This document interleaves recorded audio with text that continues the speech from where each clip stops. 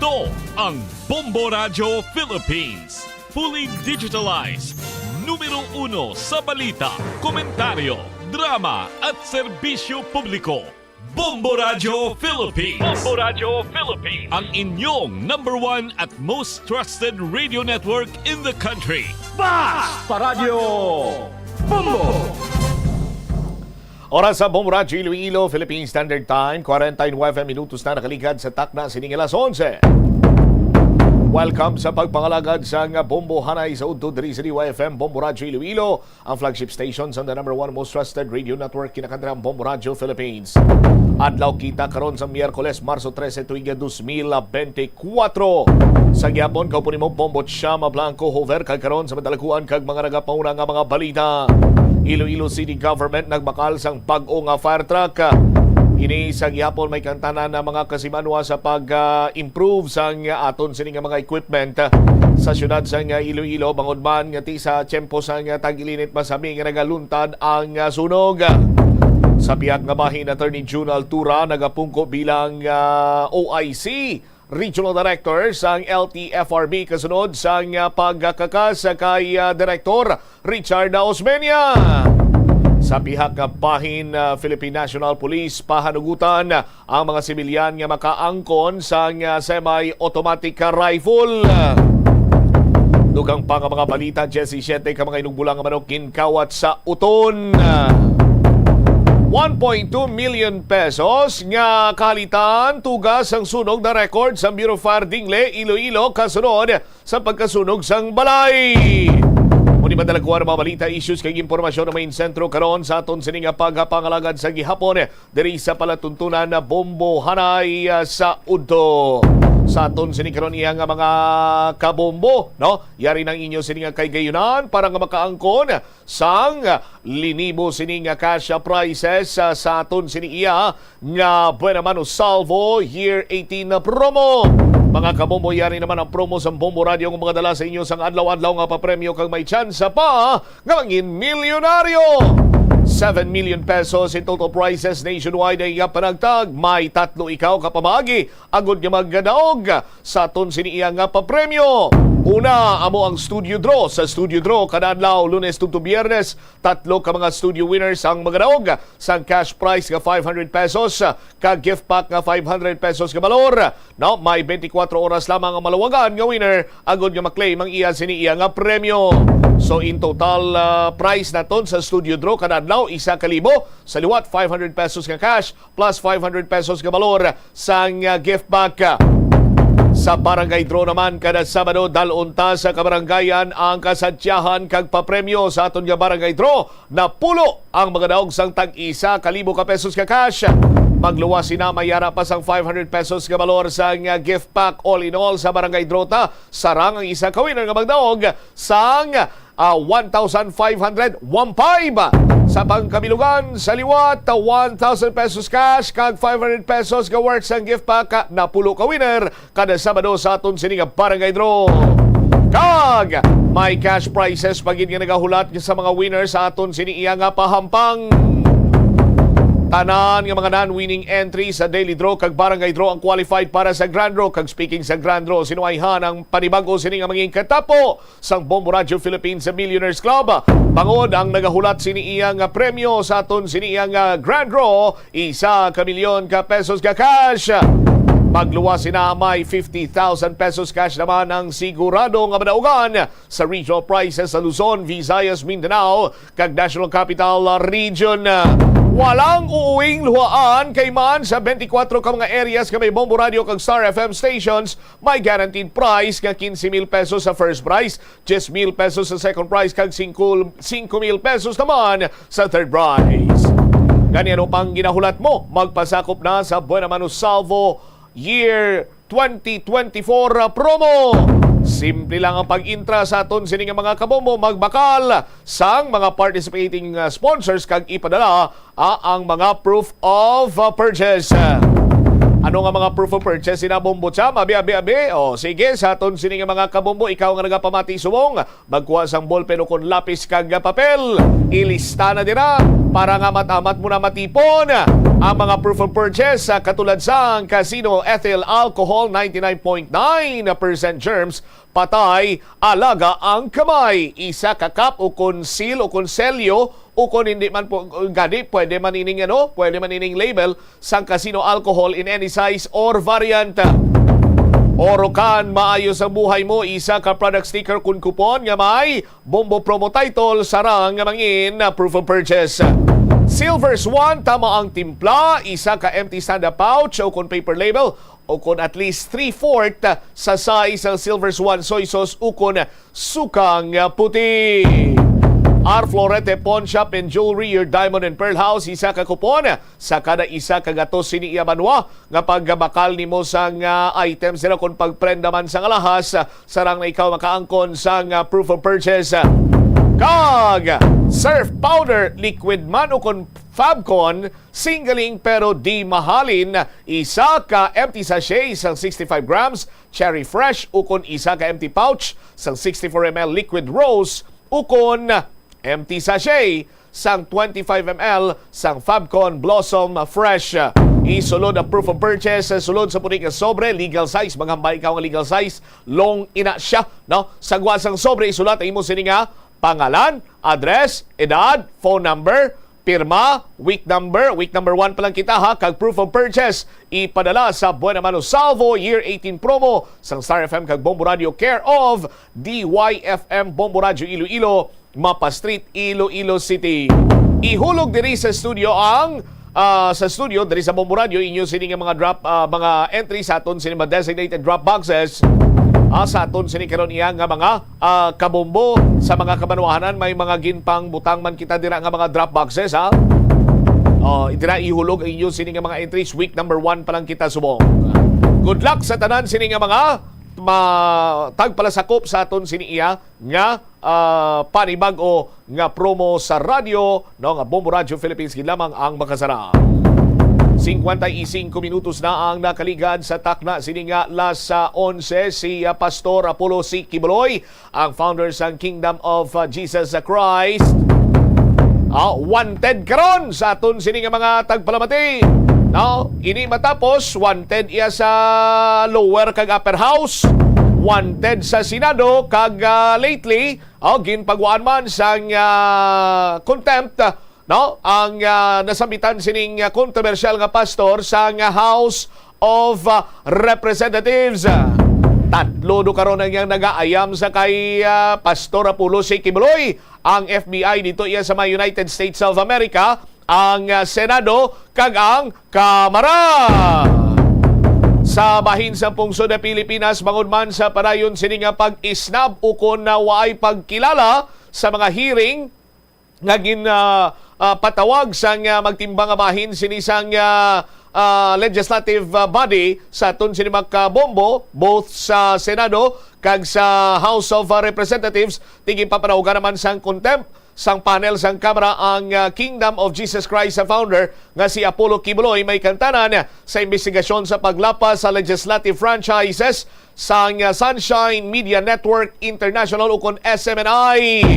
Kasunod sa mosyon ni Surigao del Sur 2nd District Representative Johnny Pimentel, ginpa-contempt si Kibuloy bangod sa pagbaliwala kag waiti respeto sa ginpanigayon sini hearing sang House Committee on Legislative Franchises. Sunod rin sa committee chair nga si Parañaque City 2nd District Representative Gus Tumambing, si Kibuloy ang inimbitaran sang komitiba umpisa sa tuig 2023 pa bulan sa Disyembre, may kantanan sa hearing sa paglapas sa prangkisa sa Suarasag Media Corporation nga naga-operate sa SMNI.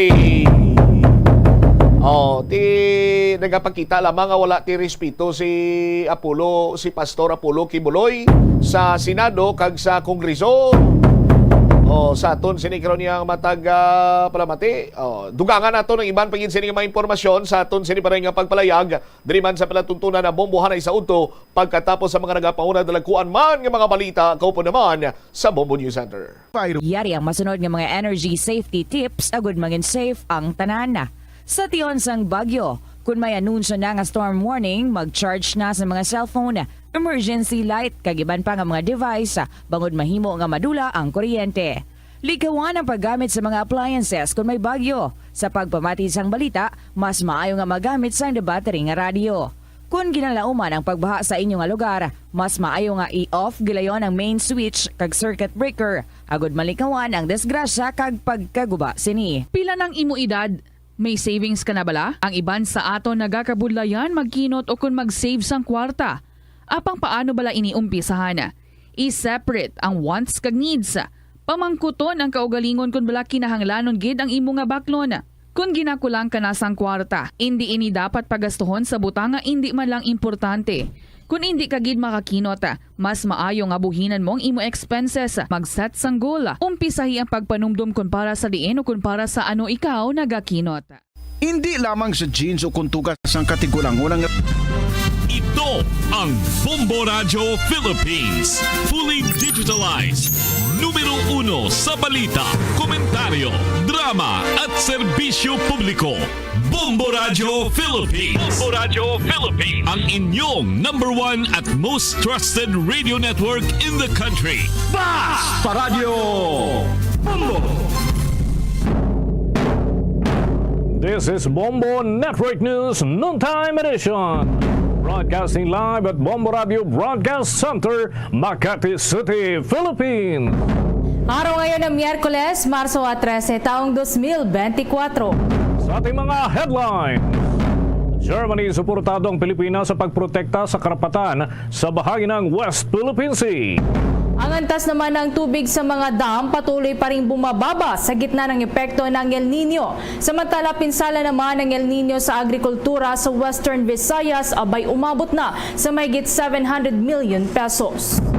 Panghaharas ng China laban sa mga barko ng Pilipinas may tuturing na new normal maritime situation. Ngunit hindi isolated case ay niyan sa Philippine Navy. Si Senator Nancy Binay naman bukas na padaluhin virtually si Pastor Quiboloy. Nirerespeto rin ang desisyon ni Senator Ontiveros sa pagpapasight in contempt kay Quiboloy. Ang Pilipinas, Estados Unidos at Japan magsasagawa ng trilateral meetings sa ating bansa at yan ay inaasahan sa darating na mga panahon. Panukalang pagtatayo naman ng civilian port sa may lalawigan ng Batanes maaaring gamitin sa emergencies at aid response ayon sa Philippine Navy. At sa ating balita sa ibayong dagat, missile attack ng Russia na tumama sa dalawang apartment building sa central Ukraine, ikinasawi ng ilang katao at halos 4 na po ang naitalang sugatan. At live nationwide via satellite, dumako na tayo sa mga detalye ng ating mga balita. Tiniyak ngayon ng German Chancellor na si Olaf Scholz ang suporta para sa Pilipinas laban sa anumang banta kaugnay ng pagprotekta sa karapatan sa pinag-aagawang teritoryo sa bahagi ng West Philippine Sea. Binigyang diin ng naturang opisyal ang kahalagahan ng pagpapanatili umano ng international law, partikular na ang patuloy na pag-iral sa batas sa international navigation, kagaya na lamang ng United Nations Convention on the Law of the Sea o UNCLOS. Ginawa nga ng naturang German Chancellor ang pahayag ng magkaroon ng bilateral meeting ang dalawang leader sa pagitan niya at ni Pangulong Ferdinand Bongbong Marcos Jr. Nasa Germany kasi si Pangulong Ferdinand Marcos Jr. para naman sa 3 araw na working visit. Sa panig naman ni Pangulong Marcos, inihayag nito kay Scholz na hindi tinanggihan ng Pilipinas ang anumang panukala ng bansang China para sa ating bansa, maliban na lamang doon sa kanilang ginagawang premise na ang kanilang teritoryo ay nakabase sa ginagawa nilang 10-dash line na hindi kinikilala ng mga bansang kabilang ang Pilipinas at mga kaalyado nito. Binibigyang din pa ng Pangulo na mayroong exclusive economic zone ng Pilipinas, subalit isa sa mga teritoryo dito at yan ay sinasakop pa ng Beijing.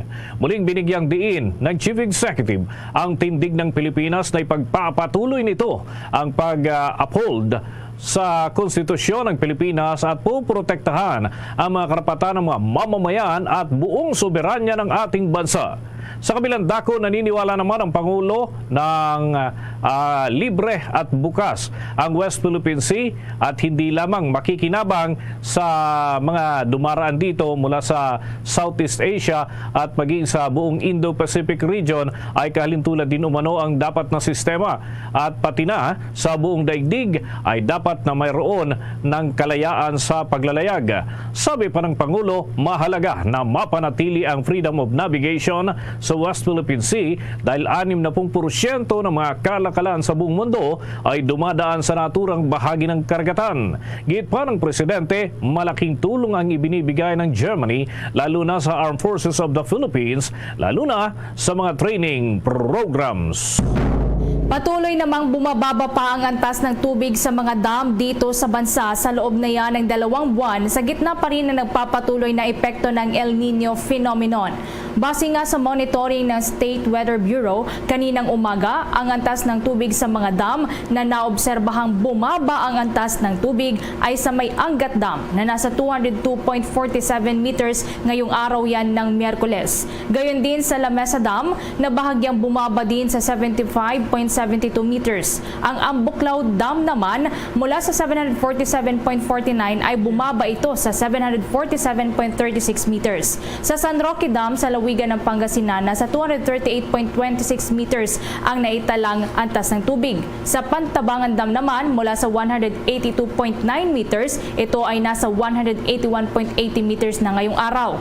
Ang Magat Dam naman ay mayroong naitalang 171.99 meters ngayong araw. At ang Caliraya Dam ay nasa 286.67 meters naman. Samantala, nakitaan naman ang pagtaas ng antas ng tubig sa Ipo Dam at sa Maybinga Dam. Ang kasalukuyang mga antas ng tubig sa mga nabanggit na dam ay mababa na sa kanilang normal high water levels sa gitna yan ng mainit na lagay ng panahon at mas mataas na ring pagkonsumo ng tubig. Naghatid na yan sa atin sa oras na 5 minuto na makalipas ang alas 12 ng tanghali. Nakatakdang magsagawa ng trilateral meetings ang Pilipinas, Estados Unidos at bansang Japan at dito mismo ay darao sa ating bansa at maging sa Estados Unidos sa mga susunod namang pagkakataon.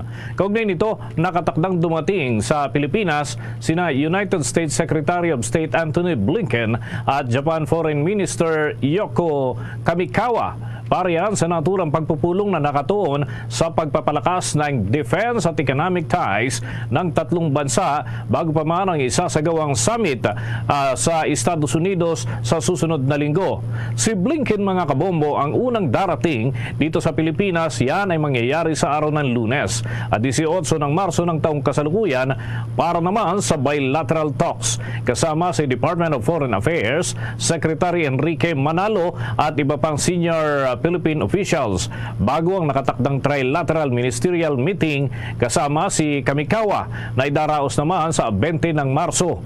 Ang isasagawang top-level meeting ay kasunod na rin ng ilang serye ng tensyon sa pagitan ng mga barko ng Pilipinas at China sa pinagtatalunang bahagi ng karagatan na kinukundina ng Pilipinas kasama na ng Estados Unidos at Japan. Samantala, nasa huling yugto na ang pagpaplano ng mga leader ng Japan, Estados Unidos at Pilipinas kaugnay naman sa naturang summit na gaganapin sa Estados Unidos at yan ay mangyayari sa buwan ng Abril. Bombo International News. Binawian ng buhay ang nasa 3 katao habang 38 naman ang sugatan sa inilunsad na bagong missile attack ng bansang Russia sa 2 apartment buildings sa may Kryvyi sa may central Ukraine na kadalasang tina-target ng Russian attacks. Nasa 10 inosenteng bata ang kabilang sa mga nasugatan sa pag-atake ng Russia.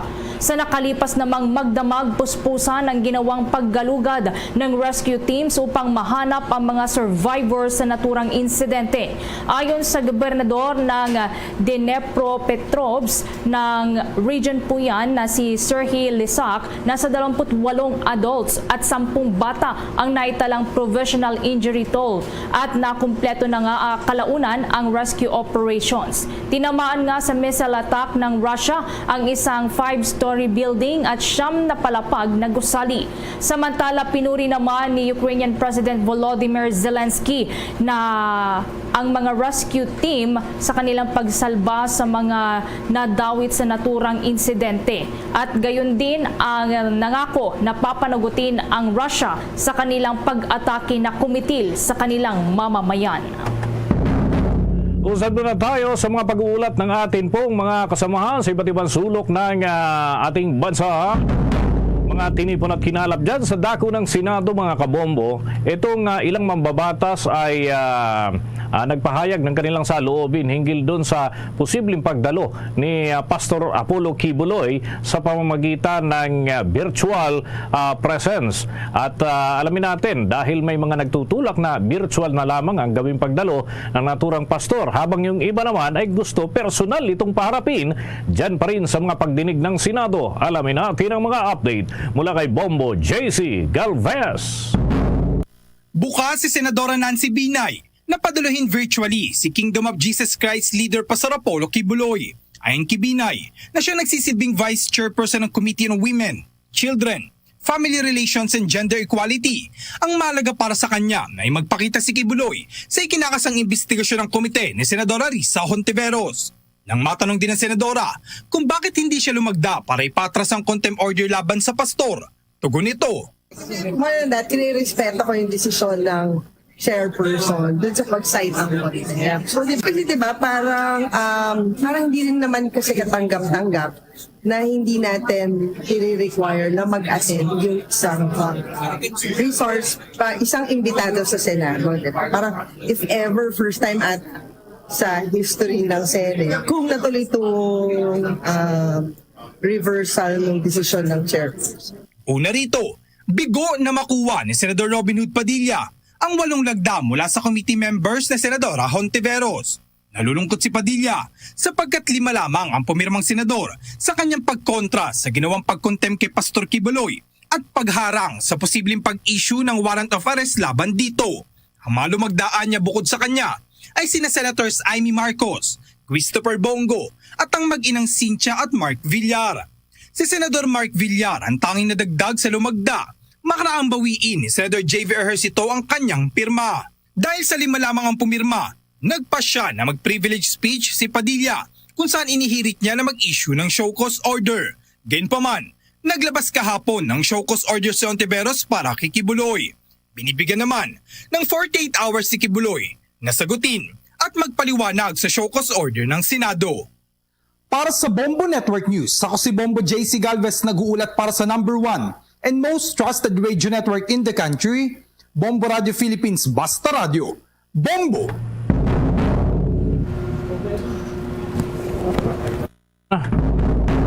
Pinagmalaki ni Pangulong Ferdinand Bongbong Marcos Jr. ang kanyang iniulat na nasa 4 na bilyong piso. Katumbas po yan ng 220 bilyong piso ang halaga o 4 na bilyong dolyar. At katumbas ng 220 bilyong piso yung halaga ng investment deals na kanilang nakuha mula sa 8 iba't ibang mga kasunduan sa kanyang 3 araw na pagbisita dun sa Germany. Ang mga investment deals ay ginawa sa Philippine-Germany Business Forum na dinaos naman dun sa Berlin na inorganisa ng Department of Trade and Industry noon pa yung araw ng Martes. Sa 8 mga kasunduan nga, 3 ang letters of intent mula sa iba't ibang kumpanya dyan sa Germany. 2 naman ang Memorandum of Agreement at 3 ang Memoranda of Understanding. At si Pangulong Ferdinand Bongbong Marcos Jr. mga mga kabombo ang unang Pangulo ng Pilipinas na humarap sa mga lider ng mga negosyanteng Aleman dyan sa naturang bansa sa loob yan ng nakalipas na 10 taon. Sa kanyang naging talumpati, inanyayahan niya ang mga lider ng negosyanteng o lider ng mga negosyo doon sa naturang bansa na mamuhunan dito sa Pilipinas na binanggit pa ang mga pagbabago sa institutional at structural na mga pinagtibay dito sa ating bansa na kanyang ipinapatupad upang maisakatuparan umano ang pag-usad ng mabilis na pagnenegosyo. Nilalayo ng unang kasunduan na makabuo ng isang partner na mangangasiwa ng isang ospital upang maging isang training center upang suportahan naman yung pangangailangan sa pagsasanay ng iba't ibang mga lower tier na mga ospital. Habang ang pangalawa ay para sa pagbuo ng isang innovation think tank na isang hub at spoke model upang matugunan ang estratehikong target ng isang inclusive innovation ecosystem dito yan sa Pilipinas. Ang ikatlong kasunduan ay para sa strategic at digital partnership para yan sa healthcare, kasama na ang Department of Health na may layunin na baguhin ang pangalaga para sa kalusugan dito sa Pilipinas. Layunin din ito na tiyakin ang kaligtasan, kalidad, accessibility, affordability at isang memorandum of agreement na pinasok din para sa pagitan ng gobyerno ng Pilipinas at isang kumpanya mula doon sa Germany sa pamamagitan ng public-private partnership. Yan ay para i-rehabilitate, i-reclaim at itanim muli ang mga nasirang o tamnan ang mga nasirang lupang sakahan dito yan sa Pilipinas. Ang ikalawang kasunduan ay naglalayon na palawakin ang potensyal na pakikipagtulungan doon sa mga solusyon sa kadahilanan at yung iba pang mga pagkilos na kinakailangan gawin, katuwang ang iba pang mga hakbang at serbisyo, yung software management at pagmamanufacture ng mga kahalintulad na produkto, yung automation ng mga pabrika na umiiral na at ganun din yung mga itatayo pa lamang na pagawaan, yung mga serbisyo para sa logistics, energy, security at mga sistemang nakapaloob dito, lalo na yung para sa kaligtasan sa mga gusali, mga kagamitan para sa consumer at pangangalaga sa kalusugan at tatlong memorandum of understanding na nilagdaan din sa pagbisita ni Pangulong Ferdinand Marcos Jr. sa Germany ay kasama ang pagkakaunawaan na mamuhunan sa isang fully integrated solar cell manufacturing facilities. At kaugnay niyan, narito pa ang bahagi ng naging mensahe ni Pangulong Ferdinand Bongbong Marcos Jr. I personally bear the great significance of this visit, as I note that this is the first time in 10 years that a Philippine president has visited Germany. It is addressed the business community here in Berlin. The timing is auspicious, as it coincides with the celebration of the 70th anniversary of the establishment of diplomatic relations between our two countries. As the biggest economy in the EU, both in GDP and population, and the global force in technology and innovation, Germany is certainly one of the countries where we look forward to further fostering strong business partnerships and collaborations between our two countries. Bagian ng mensahe ni Pangulong Ferdinand Bongbong Marcos Jr. kaugnay dun sa mga kasunduan na kanilang nabuo sa kanyang pagbisita sa bansang Germany. Samantala sa tuloy-tuloy pa nating pagbabalita, oras natin 15 minuto na makalipas ang alas 12 ng tanghali. Maaaring gamitin ang planong itayo na pantalan sa lalawigan ng Batanes at ito ay popondohan ng Estados Unidos para naman sa emergency at humanitarian maging sa disaster response. Yan ay ayon sa pahayag ng Philippine Navy. Ito ay kasabay na rin ang pagpapalakas ng ating bansa ng defense posture nito sa pinakahilagang bahagi ng ating bansa o dyan sa probinsya ng Batanes na malapit na sa Taiwan. Ayon nga kay Commodore Roy Vincent Trinidad, tagapagsalita ng Philippine Navy, ay bahagi ng West Philippine Sea ang kanilang tinututukan, pero hindi rin naman pinababayaan ang iba pang parte ng ating bansa, lalo na yung nandun sa may extreme northern Luzon. Ito yung bagong daungan sa naturang probinsya ay magbibenepisyo hindi lamang para sa militar at kundi maging doon sa mga residente ng Batanes. Inihayag pa ni Commodore Trinidad na palaging pinaghahandaan ng ating bansa at ng Philippine Navy at Armed Forces of the Philippines ang anumang mga kaganapan kung saan kinakailangan ang pagtugon sa mabilisang paraan. Una nang sinabi ni Batanes Governor Marilu Cayco na nakatakdang bumisita ang Estados Unidos, partikular na ang kanilang mga kinatawan ng United States Army sa nasabing probinsya sa darating na buwan ng Abril ngayong taon. Yan ay para talakayin umano ang pagtatayo ng bagong civilian port sa naturang lalawigan. Samantala, isa din ng Batanes sa posibleng pagdausan ng taunang balikatan exercises para sa taong kasalukuyan. Yan ay sa pagitan ng hukbong sandatahan ng Estados Unidos at ganon din ang mga sundalo ng Pilipinas. Muling binigyang diin naman ng Department of Education na mayroong otoridad ang school heads na suspindihin ang mga klase dahil sa matinding init na dulot ng El Nino phenomenon. Ayon kay Deputy Assistant Secretary Francis Bringas na kanilang muling ipinapaalala ang naturang polisiya sa pagsuspinde ng mga klase sa mga pampublikong paaralan sa bansa dahil inaasahan na magtatagal pa ang epekto ng El Nino hanggang sa Mayo ng taong kasalukuyan. Una na ngang nagsuspindi ng mga klase ang lokal na pamahalaan ng Negros Occidental sa lahat ng antas simula noong araw ng Lunes bilang anticipation na rin sa pagpalo pa ng heat index sa kanilang lugar sa 41 degrees Celsius. Gayon din sinuspindi ang mga klase sa senior high school sa Bacolod City para maprotektahan din ang mga estudyante maging ang iba pang mga staff mula sa mainit na panahon na maaari namang magdulot ng heat cramps, heat exhaustion o heat stroke. Bilang paghahanda naman sa mainit na panahon, naghanda na rin ang paaralan dito sa Metro Manila ng mga cold water dispenser at working electric fan units at sinuspindi ang mga outdoor activity. Sinabi din ng deputy official na maaari daw na magsuot ang mga estudyante at mga guro ng mga komportabling kasuotan maliban na lamang yan sa kanilang uniforme para daw mabawasan kahit papano ang init na kanilang nararamdaman sa loob ng paaralan. Naghatid niyan sa atin sa oras na 20 minuto na makalipas ang alas 12 ng tanghali. Kumuha naman tayo ng mga karagdagang report. Ayan sa ating mga kasamahan, yung panghaharas daw ng China laban sa mga barko ng Pilipinas may tuturing na new normal na maritime situation. Ngunit isolated o hindi isolated cases ang mga ganito dahil paulit-ulit na nangyayari. Alamin natin ang pag-uulat ni Bombo Marlene Podiernos. Maituturing na new normal ngunit hindi isolated case ang mga ginagawang panghaharas ng China sa West Philippine Sea.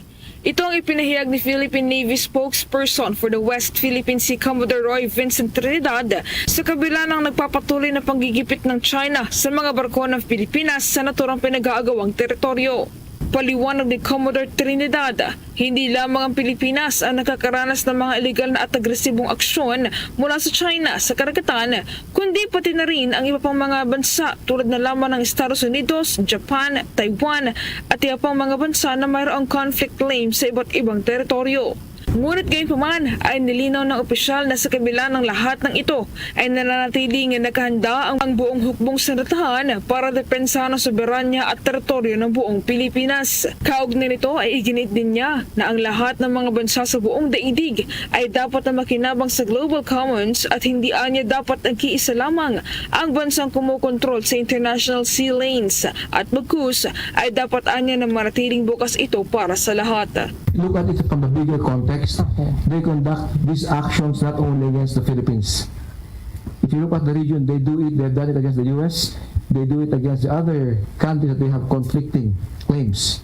So it is not an isolated case against the Philippines. In the US, they forced a plane down, the PC-3 Orion. In the Senkaku, they activate the fire control systems against Japanese ships. And in the rules of engagement, that is just one step away from firing your weapons. So I said it is part, as mentioned by the AP PAO, it's part of the new environment that we are operating in. And like what I said, we are up to the challenge. It's important in as much as all players of the maritime domain have to be afforded access to the global commons.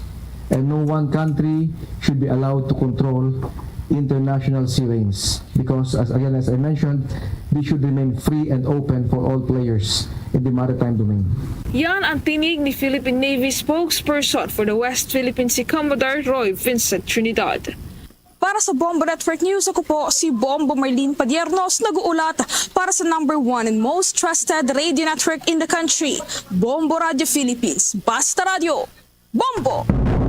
Oras natin sa buong kapuluan, 22 minuto na makalipas ang alas 12 ng tanghali at abangan mamaya sa atin pa mga karagdagang update. Yung embahada ng Israel dito sa Pilipinas naglabas ng himutok kaugnay doon sa sinapit ng mga kababayan natin na mga Pinoy seafarers dyan sa pag-atake ng Houthi rebels at iba pang mga development. Ating alamin yan mamaya lamang sa tuloy-tuloy pa nating mga pagbabalita sa Bombo Network News. Commute time, iced coffee time. It's Dunkin' Coffee time. Ketchup time, Spanish latte time. It's Dunkin' Coffee time. Right time, hot brewed coffee time. It's Dunkin' Coffee time. Anytime is the best time for Dunkin' Coffee. With a signature taste and variety of flavors, best enjoyed anytime, anywhere. Anong time na? It's Dunkin' Coffee time. Sa pagpapatuloy pa ng balita, kinundina ng Israeli Embassy sa Maynila ang anyay terorismo matapos nga ang pag-atake ng Houthi rebels sa cargo vessel na MV True Confidence sa kayang 15 Pinoy seafarers kung saan 2 sa mga ito ang namatay. Nanindigan din ng pakikiisa ang embahada sa Pilipinas. Sa isang statement nga ay nagpaabot din ng pakikiramay ang embahada sa mga pamilya ng 2 nasawing Pilipino at umaasa sa agarang paggaling ng 3 pang matinding nasugatang Pinoy seafarers. Sinabi din ng embahada na kaisa sila sa pagdarasal para sa mga apektadong pamilya ng Filipino seafarers. Una na ring nagpaabot ng pakikidalamhati ang mga embahada ng Japan at Germany sa naturang insidente. Nitong ang araw ng Martes nang dumating na sa bansa ang 11 survivor na mga Pinoy seafarer kung saan isa dito ang nagtamo ng minor injuries matapos ngang tamaan ng inilunsad na anti-ship ballistic missile ng Houthis ang kanilang barko noong Marso 6 yan habang naglalayag sa may Gulf of Aden. Pinulong naman ng Philippine Embassy sa Bahrain ang mga recruitment agency na nakabase sa nasabing bansa. Sa naturang briefing ay inilatag ng embahada ang mga panuntunan at mga proseso ng pag-hire o pagkuha ng mga tauhan at deployment na rin ng mga Filipino workers. Tinalakay din sa naturang pulong ang hinggil sa labor at recruitment laws ng bansang Bahrain. Napag-usapan din ang mga issue hinggil sa mga problema ng overseas Filipino workers at ng kanilang agencies at kung paano ito masusolusyonan. Ang naturang pulong mga kabombo, mga ka-Star Nation ay dinaluhan ng 145 mga participants na binubuo ng mga may-ari at welfare desk officers sa 62 foreign recruitment agencies na nakabase doon sa Bahrain. Wala namang nakitang sapat na merito ang Supreme Court mula sa petisyon ng isang grupo na humihiling na atasan ang Commission on Elections na maglabas ng implementing rules and regulation at magsagawa ng public consultation. Ito ay para nga sa mapipiling election system na gagamitin sa national at local elections sa 2025 midterm election. Ayon sa Supreme Court Anbank, nabigo ang petisyon na maglabas ng katibayan na walang implementing rules and regulation para sa isasagawang automated elections sa ilalim ng Republic Act No. 9369 o ang Election Automation Law of 2007. Napuna rin ng Supreme Court ang mga kakulangan at pagkakamali sa proseso ng paghahain tulad ng hindi pagsusumite ng proof of service, kawalan ng verification and certification against forum shopping at kawalan ng competent evidence.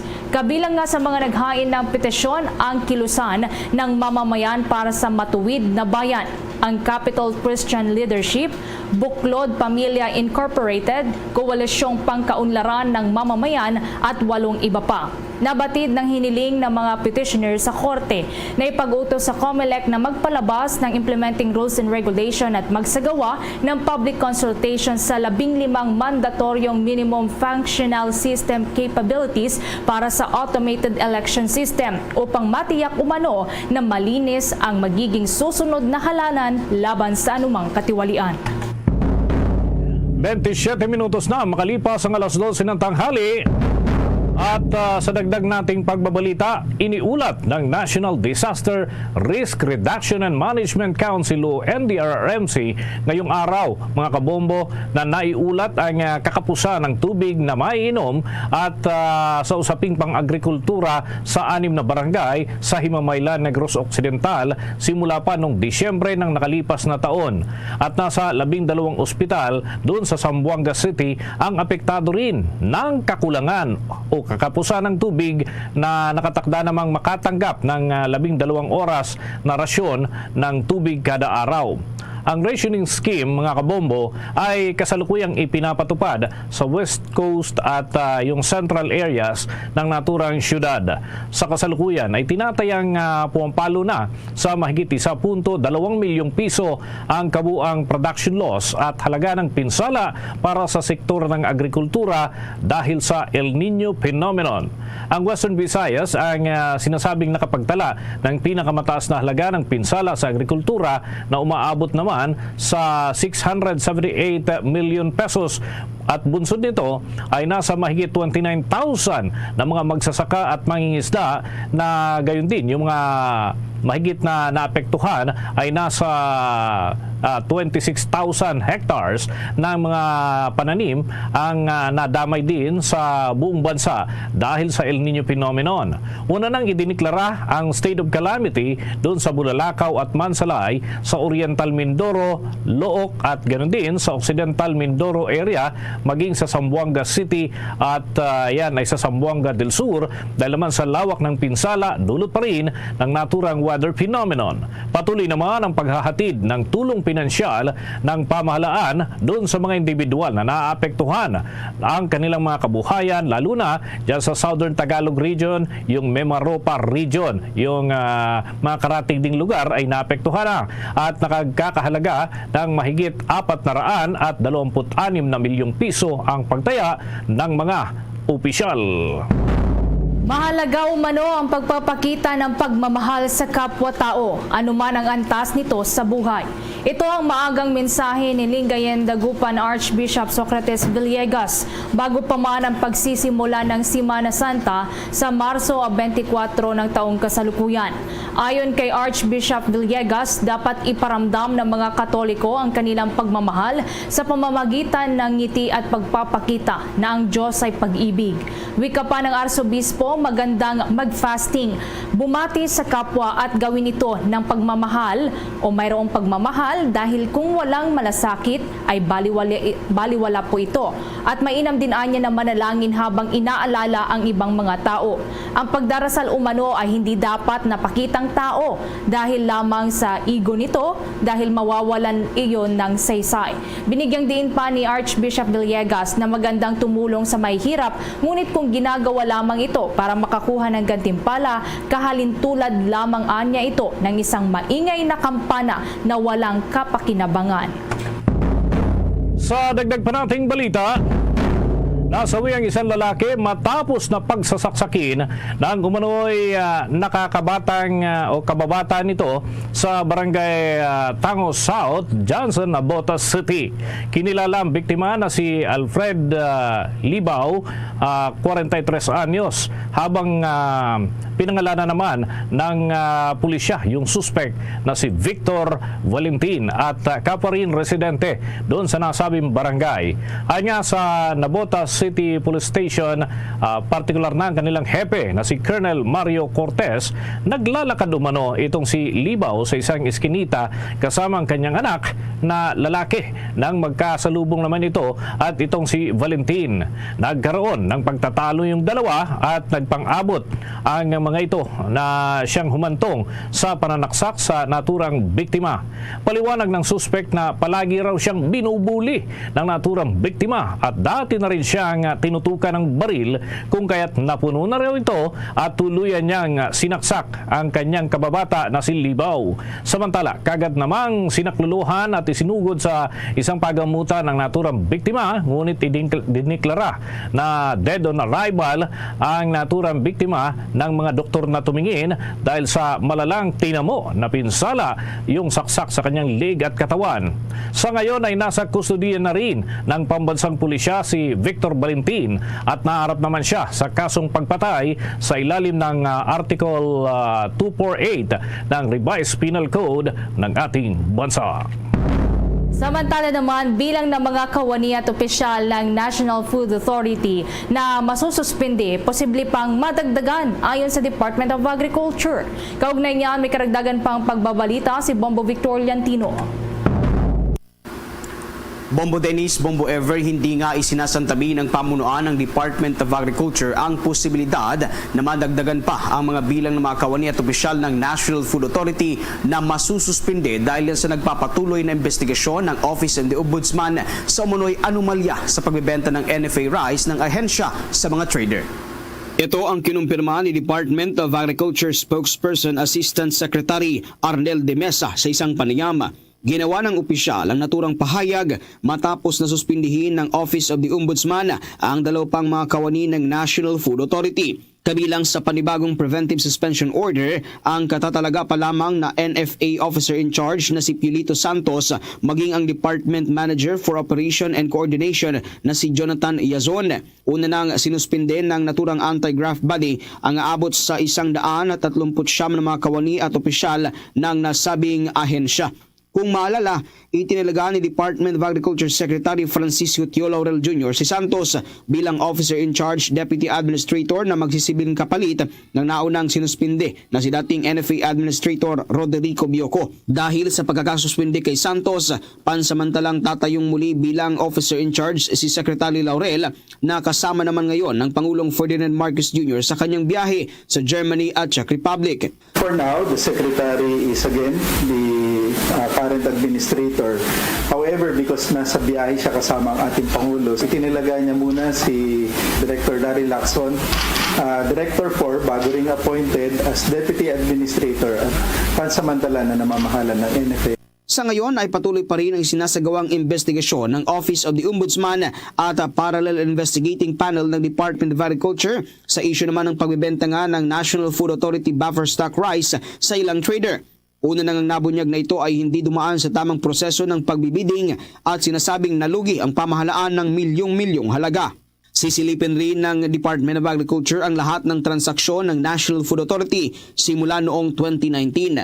Samantala, tiniyak naman ng Department of Agriculture na magpapatuloy ang normal at regular na operasyon ng ahensya sa kabilayan ng pagkakasuspinde ng ilang opisyal nito. Plano rin ng Department of Agriculture na taasan ang buying price ng palay sa mga magsasaka.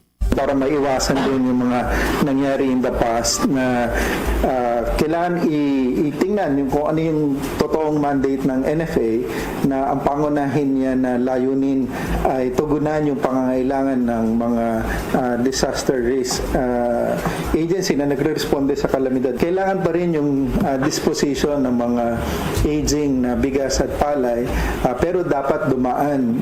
Limbawa, ang una dyan, auction. Para sa Bombo Network News, Bombo Victoriantino nag-uulat para sa #1 and most trusted radio network in the country, Bombo Radio Philippines. Basta Radio, Bombo! Oras natin sa buong kapuluan, 24 na minuto bago sumapit ang 1:00 ng hapon. The time check was brought to you by Dunkin', pasalubong ng bayan. Sa iba pang balita, ipinaliwanag ni Labor Secretary Bienvenido Laguesma na indikasyon ng pagbuti daw ng ekonomiya ng bansa ang pagbaba pa ng bilang ng mga Pinoy na walang trabaho. Ibinasi ito ng kalihim mula sa datos ng Philippine Statistics Authority na bumaba ang bilang ng Pilipinong walang trabaho sa 228,000 o mula sa 2.378 million na Pilipino noong Enero ng taong 2023 sa 2.150 million noong Enero naman ng taong kasalukuyan.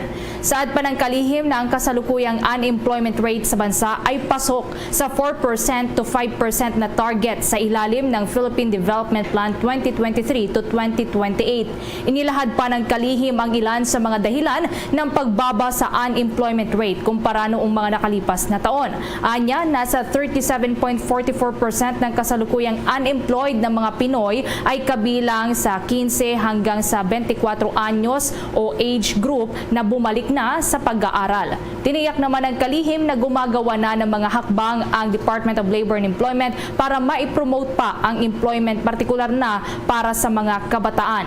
Hinikayat din ito ang mga naghahanap ng trabaho na magrehistro sa PhilJobNet ng DOLE o bisitahin lamang ang pinakamalapit na Public Employment Service Office o PESO. Sa karagdagan pa nating balita, kumpiyansa itong si Senate Finance Committee Chairman Senator Sonny Angara na magbubunga ng positibong pagbabago sa pagpapatupad ng mga proyekto at purchase of goods and services at supplies at iba pang aktibidad ng ating gobyerno na nagkakaroon ng matinding korupsyon ang isinusulong na pag-amyenda sa umiiral na Government Procurement Reform Act kung saan masasawata na ang mga katiwalian ng nangyayari sa mga ganitong pagkakataon ng mga transaksyon. Ayon kay Angara, may mga ahensya ng pamahalaan na sa procurement of basic supplies pa lamang ay naaabot na ang mga ito ng napakahabang panahon bago pa makumpleto o makakomply doon sa mga requirements. Nangangahulugan anya na walang mahusay na kompetisyon ng mga bidders at madalas sablay yung mga procurement of goods ng mga ahensyang nabanggit dahil na rin sa poor planning at dagdag pa ng opisyal, maging si Pangulong Ferdinand Bongbong Marcos Jr. ay nagpahayag na rin na panahon na para amyendahan ang naturang batas. Gayunpaman, kabilang sa mga isinusulunga na pagbabago o reforma sa naturang mga panuntunan ay ang pag-aata sa mga ahensya ng pamahalaan na magkaroon ng maayos na planning at maagang pagpapatupad ng procurement activities bago pa man ang pagsasagawa ng naturang mga aktibidad at transaksyon. Atasan din sa ilalim ng umiiral ng mga batas na ito ang Department of Budget and Management na lumikha ng procurement positions sa iba't ibang ahensya ng gobyerno.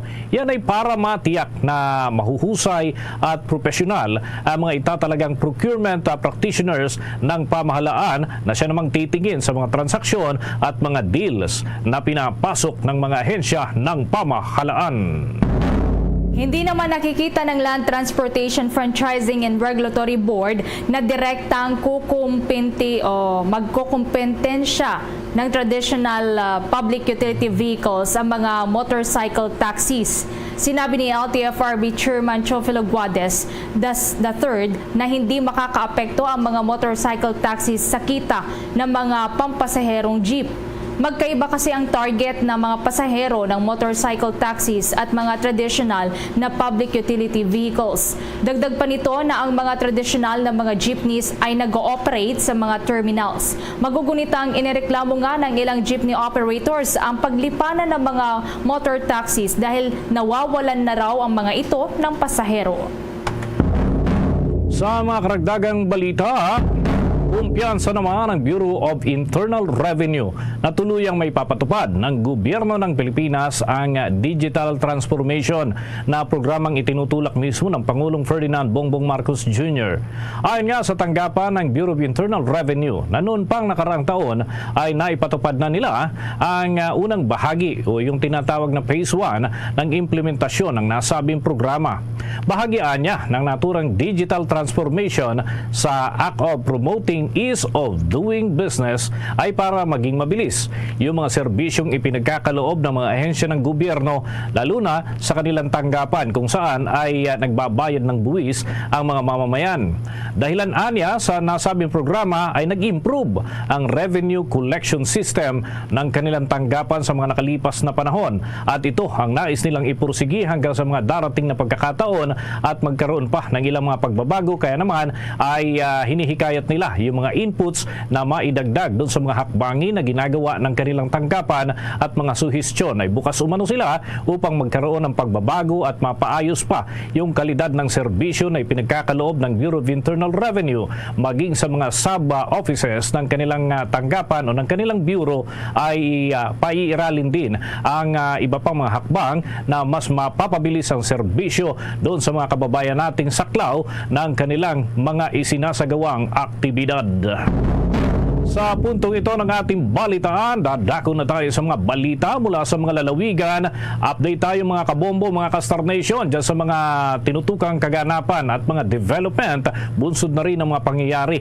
At yung pinsala ng El Nino phenomenon sa sektor ng agrikultura dyan sa Western Visayas ay patuloy ang paglobo batay sa monitoring ng mga otoridad at mga lokal na opisyal sa naturang mga lugar. May pagbabalita ang Bombo Radio Iloilo. Umaabot na sa 726.8 milyon pesos ang halaga ng pinsala sa sektor ng agrikultura sa Western Visayas dulot ng El Nino phenomenon. Sa panayam ng Bombo Radio Iloilo kay Miss Cindy Ferreira, spokesperson ng Office of the Civil Defense Region 6, sinabi nito na ang pinakamalaking danyos na naitala sa Western Visayas ay sa Iloilo Province na umaabot sa 513.5 milyon pesos. Ito ay sinusundan ng Antique na may 125.3 milyon pesos, Negros Occidental na may 55 milyon pesos at Aklan na may 30 milyon pesos. Umaabot naman sa 19,051 na mga magsasaka at mangingisda ang apektado ng tagtuyot. Nasa 1,269.89 hektarya naman dito ang totally damage, habang 13,258.97 hektarya ang partially damaged at may tsansa pang makarecover. Patuloy din ang kanilang pakikipag-ugnayan sa Department of Agriculture para sa karagdagang intervensyon na ipagkakaloob sa mga apektadong magsasaka. Yes, so far ongoing ang aton nga monitoring, especially for damage sa aton nga agrikultura diri sa may Region 6. So far for the region, ang production loss na or damage in value na sa mga crops naton to include especially ang rice, kag ang corn naton naglabot na 726.8 million. Si Office of the Civil Defense Western Visayas spokesperson Cindy Ferreira. Para sa Bombo Network News, ito si Bombo Chris John Echanova Lusada para sa number 1 and most trusted radio network in the country, Bombo Radio Philippines. Basta Radio, Bombo! Nasa 2 programa naman ng DSWD ilulunsad sa Isabela para matulungan ang mga apektado ng El Nino phenomenon. Kaugnay niyan may kabuuan pang pag-uulat ang Bombo Radio Kawayan. Nakatakdang inunsad ng Department of Social Welfare and Development o DSWD ang kanilang programa na Project Lawa at Binhi sa lalawigan ng Isabela para matulungan ang mga apektado ng El Nino phenomenon. Sa naging panayam ng Bombo Radio Kawayan kay Regional Director Lucia Alan ng DSWD Region 2, sinabi niya na kabilang sa mandato ng DSWD ang poverty alleviation at hunger mitigation, kaya nabuo ang Local Adaptation to Water Access o Project Lawa at Breaking Insufficiency through Nutritious Harvest for the Impoverished o Project Binhi upang matugunan ang food security ng mga benepisaryo sa priority areas na apektado ng El Nino. Inununsad na nasabing programa sa Tiagua, Isabela sa 20 ng Marso at katuwang nila rito ang pamalampalalawigan ng Isabela sa pangunguna ni Governor Rodito Albano, Food and Agriculture Organization of United Nations o UNFAO at DSWD Undersecretary Jericho Francis Limjoco Javier, maging ang Department of Agriculture, Department of Interior and Local Government o DILG at LGUs mula sa mga lalawigan ng Nueva Vizcaya, Quirino at Isabela. Layunin anya nitong gumawa ng mga pangmatagalan at epektibong solusyon sa kagutuman, makamit ang food security, mapabuti ang nutrisyon at itaguyod ang sustainable agriculture. Katulad ng Cash for Work ay magtatrabaho rin ang mga benepisaryo sa loob ng 20 araw at sa sahod na aabot sa 8,400 pesos. Ayon kay Regional Director Alan, naabot sa 9,538 na benepisaryo sa Region 2 ang makikinabang sa programa na may nakalang pondo na nagkakahalaga ng 18,119,200. Ang mga LGUs naman anyang pipili ng kanilang mga benepisaryo sa nasabing programa at kailangan lamang na klasipikado ang mga itong mahirap sa pamagitan ng listahanan ng DSWD. Pero kasi ay nag-concentrate tayo doon sa mga GUs o municipality na maapektuhan ng El Nino. Yan ang ulat mula rito sa Bombo Radyo Kawayan. Para sa Bombo Network News, ako si Bombo Jason Felina nag-ulat para sa number 1 and most trusted radio network in the country, Bombo Radio Philippines. Basta Radyo, Bombo! Samantala mga kabombo, mga ka-Star Nation, 12 minutos bago sumapit ang alauna ng hapon, itong mga Pilipino doon sa Australia naglahad ng kanilang pagkabahala doon sa mga aksyon ng China sa paglahok ng bansa sa balikatan exercises, kasama na ang France, Estados Unidos at syempre ang Pilipinas. Alamin natin ang mga nakalap na impormasyon ng Bombo Radio Legazpi. Tila nagbabala ang mga Pilipino sa Australia na hindi ikakatuwa ng China ang paglahok ng bansa sa balikatan exercises na isasagawa sa Pilipinas sa susunod na buwan. Isa sa mga venue ng aktibidad ay ang Mavulis Island na malapit sa teritoryo ng Taiwan. Una na kasing nagpahayag ng kahandaan na lumahok sa naturang military exercises ang Australia, Estados Unidos at maging ang France. Ayon kay Bombo International Correspondent Denmark Swede na ang Pilipinas ay itinuturing ng Australia bilang logistical hub kung sakaling magkaroon ng kaguluhan sa anumang teritoryo. Katunayan ay simula pa anya noong 2012 ay nagkakaroon na ng Visiting Forces Agreement ang Australia sa bansa. Samantala, ang France naman ay tinuturing na isang Pacific military power na isa sa 5 permanent members ng United Nations Security Council. Sinabi ni Sweden na nais lamang ng Pilipinas na protektahan ang exclusive economic zone ng bansa, subalit siguradong kikilos rin ang China lalo pat una na itong nagbabala sa paghahanda sa posibleng digmaan. In case na magkaroon ng problema dyan sa Taiwan, itong Mavulis, ito ay magpiplay ng crucial role kasi nga dyan dadaan sa Bashi Channel ang yung tinatawag na People's Liberation Army Navy. So talagang kahit nasabihin na ang Pilipinas maging neutral, napaka-imposible for yung ating proximity, nandyan ang mga US bases na nilagay. Para sa Bombo Network News, mula rito sa Bombo Radio Legazpi, ito si Bombo Romela Sakayan Wandasa nagulat for the number 1 and most trusted radio network in the country, Bombo Radio Philippines. Basta Radio, Bombo! Bombo International News. Inanunsyo ng Estados Unidos na magbibigay sila ng karagdagang $300 million na military aid para sa Ukraine. Kinumpirma ito ni National Security Advisor Jake Sullivan kahit na nagbabala pa ang mga mambabata sa Estados Unidos dahil sa kakulangan ng pondo. Sinabi pa nito na nagkukulang na ng mga armas at bala ang Ukraine sa paglaban nito sa Russia. Kaya mahalaga na mabigyan sila ng karagdagan pang military aid.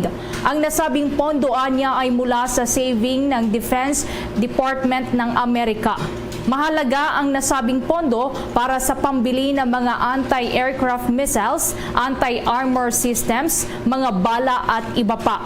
Hulingang nag-anunsyo ang Amerika ng aid package para sa Ukraine ay noon pang Desyembre yan ng nakalipas na taon, kung saan ito ay hinarang ng ilang mga mambabatas dahil mahalaga na gamitin na lamang ang pondo sa border funding. Itinanggi naman ng Russia na nagtagumpay ang puwersa ng Ukraine sa kanilang pag-atake sa ilang lugar nila. Sinabi ni Ministry of Defense ng Russia na kanilang naitaboy ang ilang militia group na Freedom of Russia Legion matapos nga ang ilang oras na bakbakan sa kanila. Gumamit umano ang Russia ng mga fighter jets para sa pag-atake sa nasabing mga grupong nagtangkang pasukin ang ilang pasilidad ng Russia. Ang nasabing pag-atake ay isinabay ilang araw bago ang presidential elections sa bansang Russia na gaganapin naman mula Marso 13 hanggang 17. Sa mga karagdagan pang balita sa international, ay nakakuha si Estados Unidos o US President Joe Biden ng nasa mahigit 1,000 na mga delegates nito pong araw po ng Martes ng gabi para ma-secure para makasecure po ng Democratic Party nomination. At nagbigay daan nga ito para sa posibleng rematch kay dating US President Donald Trump sa US presidential election na gaganapin naman sa Nobyembre ng kasalukuyang taon. Kung sakali ito na ang kauna-unahang pagkakataon na magkakaroon ng rematch sa loob ng halos 70 taon. Nitong gabi nga ng Martes, oras sa Amerika, nakakuha si Biden ng kinakailangang 1,968 na delegates mula sa primary results sa Georgia at inaasahan na mailalabas na din ang resulta mula pa sa Mississippi, Washington State, the Northern Mariana Islands at mga Democrats pa abroad. Habang si Trump naman ay inaasahan na makakapag-secure din ng Republican Party nomination kasabay ng isinagawang contest sa 4 na estado, kabilang na dyan ang Georgia, kung saan humaharap ito sa legal cases. Kaugnay nga sa pagtatangka nitong baliktarin ang naging resulta ng 2020 election. Subalit una na ngang sinuguro ang nominasyon ni Trump para sa Republican Party matapos na umatras ang kanyang matinding karibal na si dating United Nations Ambassador Nikki Haley noong nakalipas na Super Tuesday. Kailangan pa na makakuha ni Trump ng 139 delegates para maabot ang kinakailangan 1,215 na boto para sa Republican nomination nito, kung saan nakasalalay ang 161 delegates sa Georgia, Hawaii, Mississippi at Washington State. Kung matatandaan, ang pinakahulingang presidential rematch na nangyari ay noong 1956 sa pagitan niyan ni na President Dwight Eisenhower at Democrat Adlai Stevenson. Bombo Sports News. Patuloy ngayon ang puspusan at nakatuna ang atensyon nitong si Pinoy gymnast Carlos Yulo sa target nito na makakuha ng gintong medalya para sa Paris Olympics. Pinakauling tagumpay nito ay ang nakuhang bronze medal sa 2024 Figure Artistic Gymnastics World Cup Series. Kahit na bigo ito sa finals ng vault at nagtapos siya bilang pang 21 sa elimination round, ay tuloy-tuloy naman ang ensayo ng naturang atletang Pilipino. Bawal munang distractions para kay Yulo upang makuha nito ang kanyang peak ng lakas at kalidad ng kanyang mga galaw. Ayon pa kay Gymnastics Association of the Philippines President Cynthia Carrion, nasa kasalukuyan ay nananatiling wala itong coach dahil naman sa pag-alis ni Monihiro Kogimiya noong Oktubre ng nakalipas na taon. Sa mga susunod na araw ay babalik na sa ating bansa si Carlos Yulo para naman sa pagpapatuloy ng kanyang training at babalik sa Australia sa katapusan ng Marso para sa panibagong training camp. Sa buwan kasi ng Abril, mga kabombo, ay sasabak ito sa Doha World Cup Series at ganun din ang Asian Championships na idaraos naman sa Uzbekistan sa buwan ng Mayo bago pa ang Paris Olympics sa buwan ng Hulyo ay magsasanay itong si Yulo doon sa bahagi ng Europa.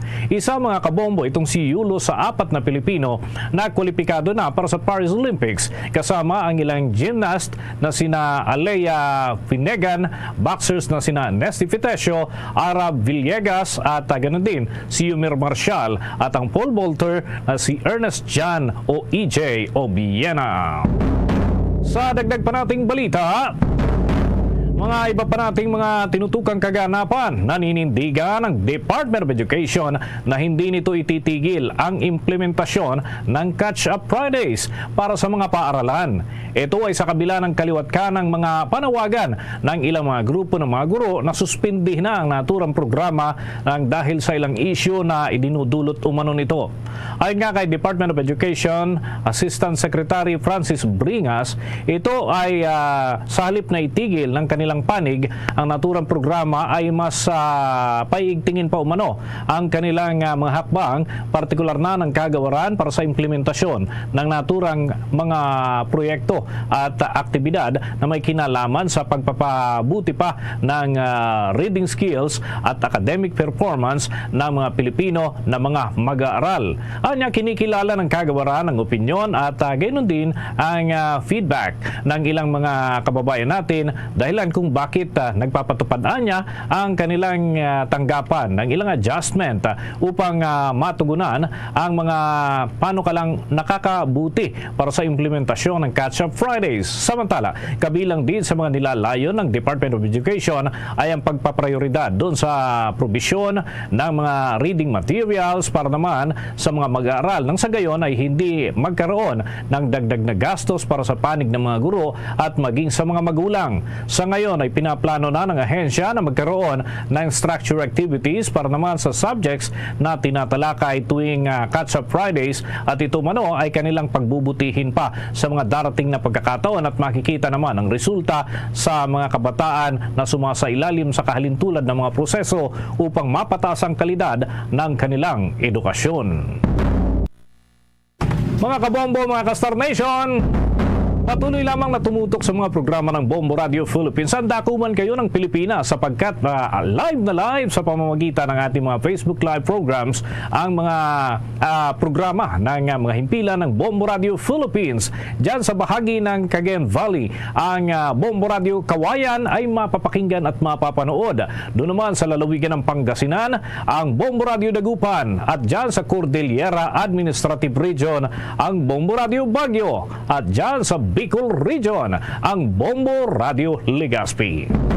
Sa atin namang mga kabombo dyan sa Cagayan Valley, ugaliin pong tumutok sa amin pong himpilan dyan sa Bombo Radio Tugigaraw. At meron naman po kaming mga radio station din dyan na maaaring yung tutukan sa Ilocos Region. Kabilang na dyan ang Bombo Radio Lawag, Bombo Radio Vigan at Bombo Radio La Union. At sa mga kababayan po nating Bicolano, maaari po kayong makinig sa Bombo Radio Naga.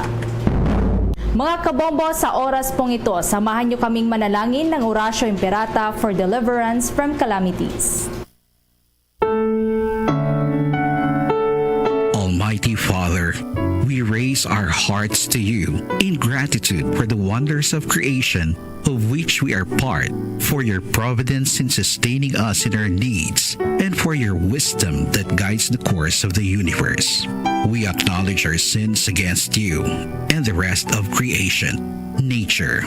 We have confused your command to subdue the earth. The environment is made to suffer our wrongdoing, and now we reap the harvest of our abuse and indifference. Global warming is upon us. Typhoons, floods, volcanic eruption, and other natural calamities occur in increasing number and intensity. We turn to you, our loving Father, and beg forgiveness for our sins. We ask that we, our loved ones, and our hard-earned possessions be spared from the threat of calamities, natural and man-made.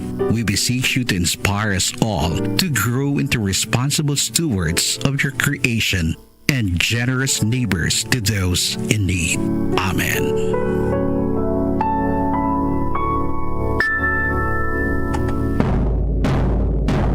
Luzon, Visayas at Mindanao. Yan ang kalipunan ng ating mga balita para sa pantanghaling edisyon ng Bombo Network News. Mula sa Bombo News Center para sa #1 and most trusted radio network in the country, Bombo Radio Philippines. Basta Radio, Bombo! Balik na diri sa pagpangalagad sa Bombo Hanay sa udto sa gihapon, kapunin mo Bombo Chama Blanco Hover. Standby sa aton sining mga kabombo sa dugang mga balita kag impormasyon ang Iloilo City Government nagabakal sa bag-o sining fire truck mga biyan. Ini may kantanan man sa sining masaming pagluntad riya sa syudad sang Iloilo sang sunog.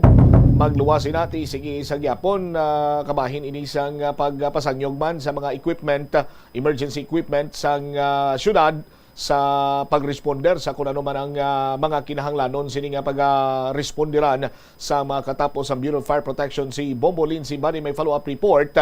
Lakip na sinadri ang pag-confirm sa sining reassignment para sa kay Director Richard Osmeña. Tigin relieve ini siya sa pwesto kagang nagtalo sa iya bilang officer in charge wise liwan kunti si attorney June Altura. Mga balita with the Bombolin si Bade Lane sa report please come in. Nagbakal Bombocham si Iloilo City Mayor Jerry Tranias sang fire truck. Isa ini siya kabilog kag tigin na darigin pahayag dari ni Mayor Tranias nang ining dugang fire truck makabulig dinino sa pagresponde sang aton man nga mga bumbero kung may ara sang sunog diri sa may syudad sang Iloilo. Actually una dari sunog kay Mayor Tranias nagsulit din siya sa central office kung pwede makahingyo abi ang government sa dugang fire truck dari sa aton pero nag-respond man ang central office nga do alang-alang pa kay unahon anay suno sa ila nga mahatagan sang fire truck ang mga municipalities dari sa aton sa Iloilo nga wala ya sang mga fire truck or guba Bombocham ang ilaya nga mga fire truck. So ginpa-check ni Iloilo City Mayor Jerry Tranias ang price, ang presyo sang fire truck kung tagpila kag dito na naibaluan niya nga 2.8 million pesos ang fire truck. So wala sa pagpangduha-duha nagbakal ang or magabakal ang Iloilo City government sang dugang fire truck pero ti isa lang ini Bombocham suno sa iya ibutang inino ang ining fire truck sa bahin sa Mega World area pero ti una i-donate yan ni anay sa Bureau of Fire Protection Iloilo City. So mas luyag diri sa alkalde nga diri sa may Mega World anay samtang ti wala pa ang ladder fire truck nga ginalauman diri sa alkalde nga ti una nga ginpromesa man sa anay Director sa Bureau of Fire Protection Region 6 nga si Sir Candido nga konsediente hatag din sa suno sa iya kay tinakistoryahan ay man sila kuno sa mga friends yung mga Korean nga tinagpasalig kay Mayor Tranias nga ma-donate sang isa ka ladder truck dari sa syudad sang Iloilo. Kaya tinginalak nga ladder truck Bombocham ginalauman inang ating makaresponde siya like for example sa mga matagaas nga mga building.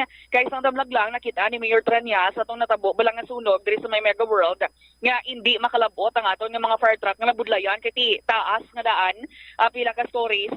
So ang ining kuntani nga ginalauman nga ladder truck ang ginalauman ni Mayor Tranias nga maabot man diri sa aton kay mo tong ipasalig sang anay Bureau of Fire Protection Director Candido nga ti mahatagan kita dari through sa friends naman nga mga Korean Bombocham. So ang iniya nga ladder truck suno gani kay Mayor Tranias 14 stories ini siya ang ining ladder truck nga ini nga ti babisan mga matagas nga mga building, commercial buildings kinahanglanon gid na in kaso por kaso nga tiniara sang matabo nga sunog Bombocham. So ang ining unang fire truck nga ginbakal sang Iloilo City Government way pa man actually nakaabot diri sa aton pero this is the first nga fire truck nga gin-purchase sang Iloilo City Government kag idonar sa Bureau of Fire Protection. Yari bala aton pamatian ang pagpahayag ni Iloilo City Mayor Jerry Tranias. Kada tuig ang BFP ginatawagin man nila ni ang iningabulan nga Fire Prevention Month. No?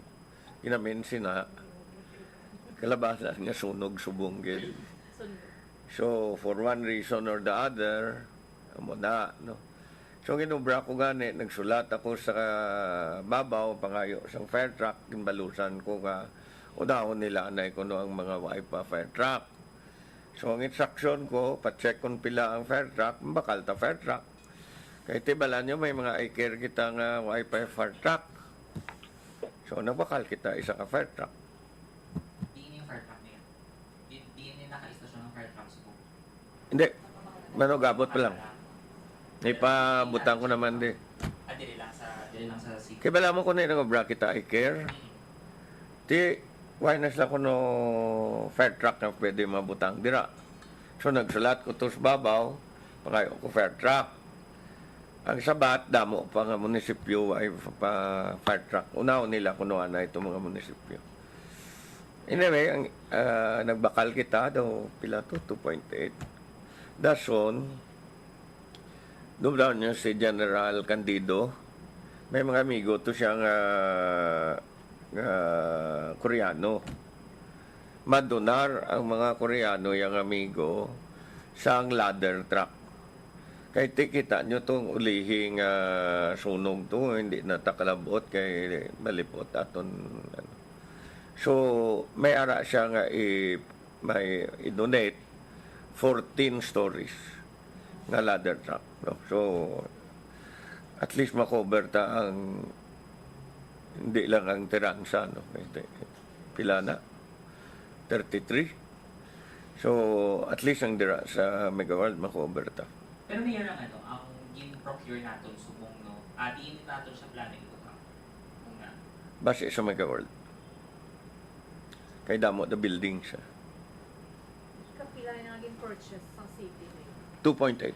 Ikapila na ina ngayon. First. I-donate mo na mayor sa BFP from city. I-donate ko. Actually, nag-istorya na kami di isang bagong lang RD. Lingkong bakal ang city, dason donate sa inyo. Kaya ti parang sila na tanan. Parehas man mga police cars ta, pagbakal ta, donate sila. Parang ilan na tanan.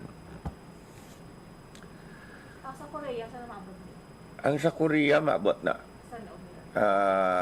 I-check ko kay na Candido, kaya ito na to siya sa Region 9. No? Nabatian bambot siya si Iloilo City Mayor Jerry Treñas. So i-follow up lang ni Mayor Treñas kay Attorney Jerry Candido ang anay direktor man sa Bureau for Protection Region 6 ang ininggin pasalig kagi promesa man nga di ladder truck diri sa aton sa may Iloilo City bambot siya. Tikay kinanglan gid nato na bombolins kay diri nga daan sa syudad sa Iloilo. Madamo na sa mga high-rise building diri. No, kag din ka pa imo kakita iyang baklon sa syudad i-donate na yon sa aton sini nga mga insya sa gobyerno para nga mapasangkad pag ang ila sini iyang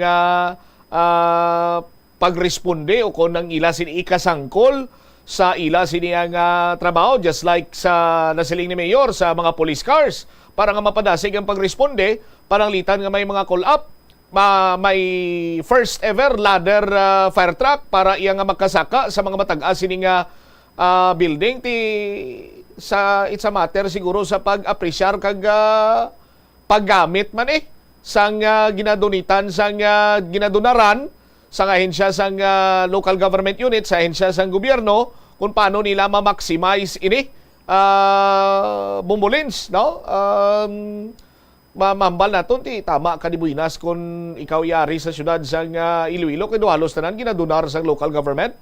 Amo gani bambot sa gina-provide gid sa ila kag ti syempre responsibilidad sa mga ining mga ahensya man sa gobyerno nga apisar nga ginadonate bambot sa no sang Iloilo City Government ang ining mga equipment kag iban pagid nga mga kinahanglanon nila obligasyon man nila nga ti i-maintain man bambot sa kag ti tarapol man sa maayo ang ining mga kagamitan kag ti hindi balay sigida nga maguba bambot sa. Amo nang isa pagid naton iya ka concern man kay pagkatapos ang donation, mapilahan lang ka bulan ang iban sini di buinas na kumatatluan katuig or duwa katuig ti do nagapropalyar na kay kulang sa maintenance sa bombolin sa pisar nga ti sa pagkaibalota way ginaiya kadula sa budget sa isa ka talatapan inang ginatawag balang maintenance and other operating expenses. Amo gid insakto gid bambot sam kag syempre kun latawon man naton iban nga mga fire trucks naton dari nga daan guba man bambot sam amo na nga ti insakto man ang bahayin sang pahayag sa central office kasi syempre unahon anay ang ining mga munisipyo mga kabanwahanan nga wala gid sang fire truck bangod nga ti guba ang ilang mga fire trucks bambot sam. All right. Sa dugang pagidbala nga balita, abong Botsam, sa confirmation, kay tinapakigangutan manaton derino ang officer in charge sa Land Transportation Franchising Regulatory Board Region 6. Kati epektibo yan, nagigad nga Marso 11, abong Botsam, gin-reassign na ya si Anay Director Richard Osmeña sa Central Office.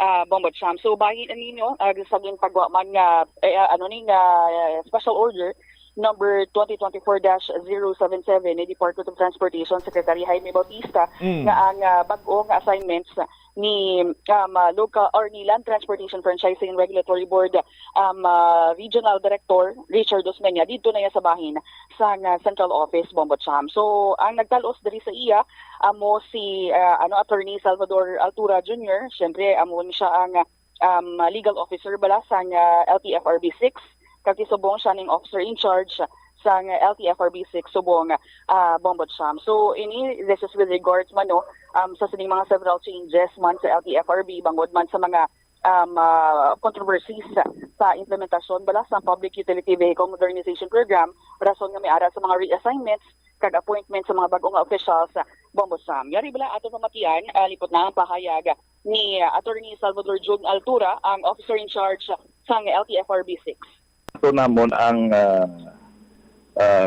office order halin sa central office sang LTFRB na nag-implementar sang special order halin sa DOTR.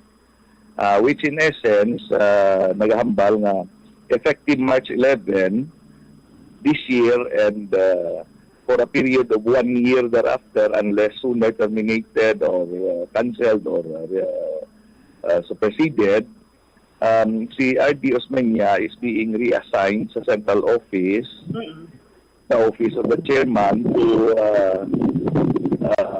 handle sang TNCs tag TNBS na program sang LTFRB. But in his stead ay undesignated as officer in charge for Region 6. Nabatian Bombotsham ang nanging pahayag ni Attorney Salvador Jun Altura ang officer in charge sa Land Transportation Franchising and Regulatory Board Region 6. At least makasigurado kita nga may tao na dira nga nagapungko. Correct, gid, Bombotsham. Kay last time to si RD Abido, now you see, now you don't mo. Oo, kati kalabanan diri yan si Attorney June gid man ang nagasabat Bombotsham. Ti gimpakamayo na lang guro sa Department of Transportation nga para nga makita ta dira ang OIC Regional Director binutala si Attorney John kiti siya man permi nagasabat mo. Ti bisan pa paano do hidlawon man ta kita kay RD Rich. Oo. Pero tiyan mo na, aton man di nga makita taman ang pagka-responsable sa aton diri nga officer in charge even before Bombotsham sa mga interviews man nga ginapakikamutan naton siya insige gasabat gida sa media especially diri sa Bombo Radio kay ti diri mo taga diri man lang mo sa Iloilo taga Limudyan man lang. Kag si Attorney Altura nakahangop ini siya. Nga kung makomentaryuan siya pagkadason nga adlaw matawag ka siya ma-interview pa-interview man ni siya. Si DJ Rich DJ Rich si RD Richard abi kay do nipis pa sa sibuyas ang panit yes nimo makomentaryuan mo dayon niya surusunggod blaw. Oo. Ting aton dariya lauman tanga bisan pa na iya Bombotsham. Syempre part man na iya sa ilang trabaho mo bilang public service. Ang ining mga komentaryo sa ila ti okay man kay part man sa trabaho kag pagkabuas makasabat man sa gyap nga wala bala sang kaugot or kaakig or laing nga buot sa media Bombotsham. All right. It is si Bombo Lindsay Ermitanyo Baday para sa the #1 and most trusted radio network in the country, ang Bombo Radio Philippines, Basta Radio. Bombo! Salamat gid da Bombo Lindsay Baday.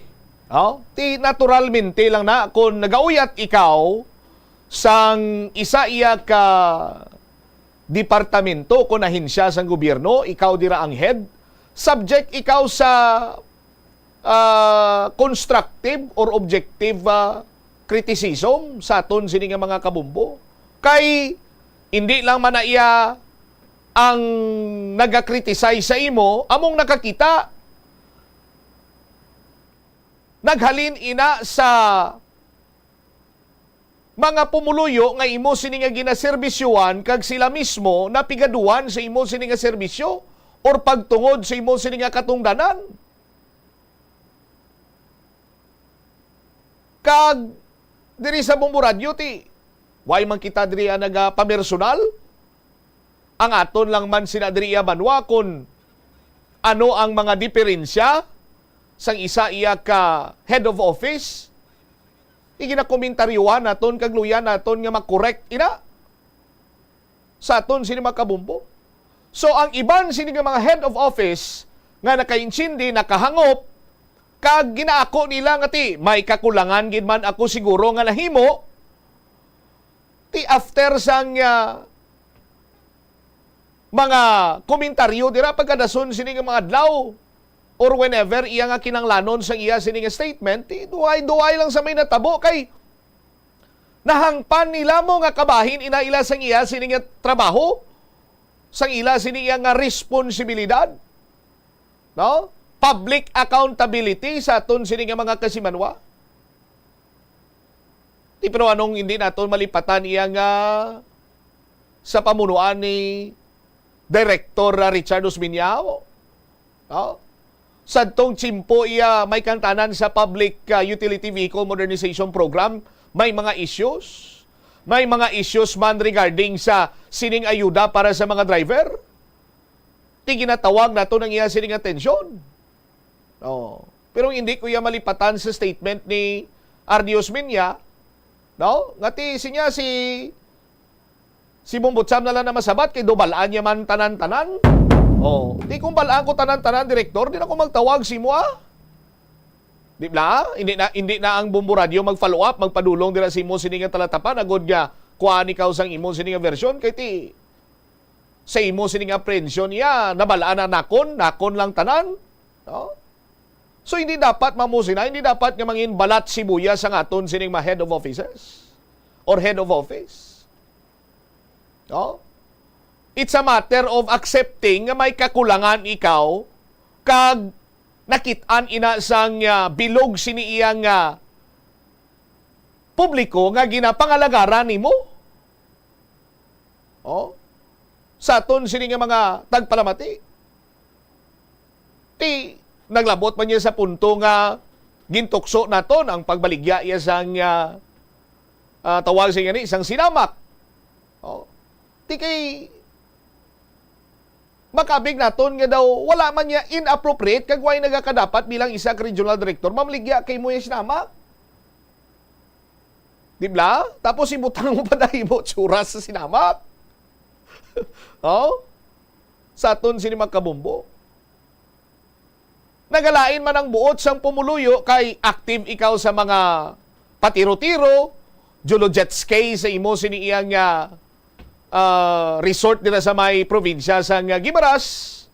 Pero sa tsimpo nga kinahanglan ka, sa tsimpo nga kinahanglan ang imo sining eksplanasyon, pagpathag sa mga ginaserbisyuan, sa idalom sa imo sining pamunuan, tiwai ikaw. Tigsakto bala ina nga pag-function sa isa ka regional director. Oh? Sa aton sining mga kabumbo. Mas nalingaw pa ikaw ya sa mag DJ sang sa tungda ng imo sini nga trabaho.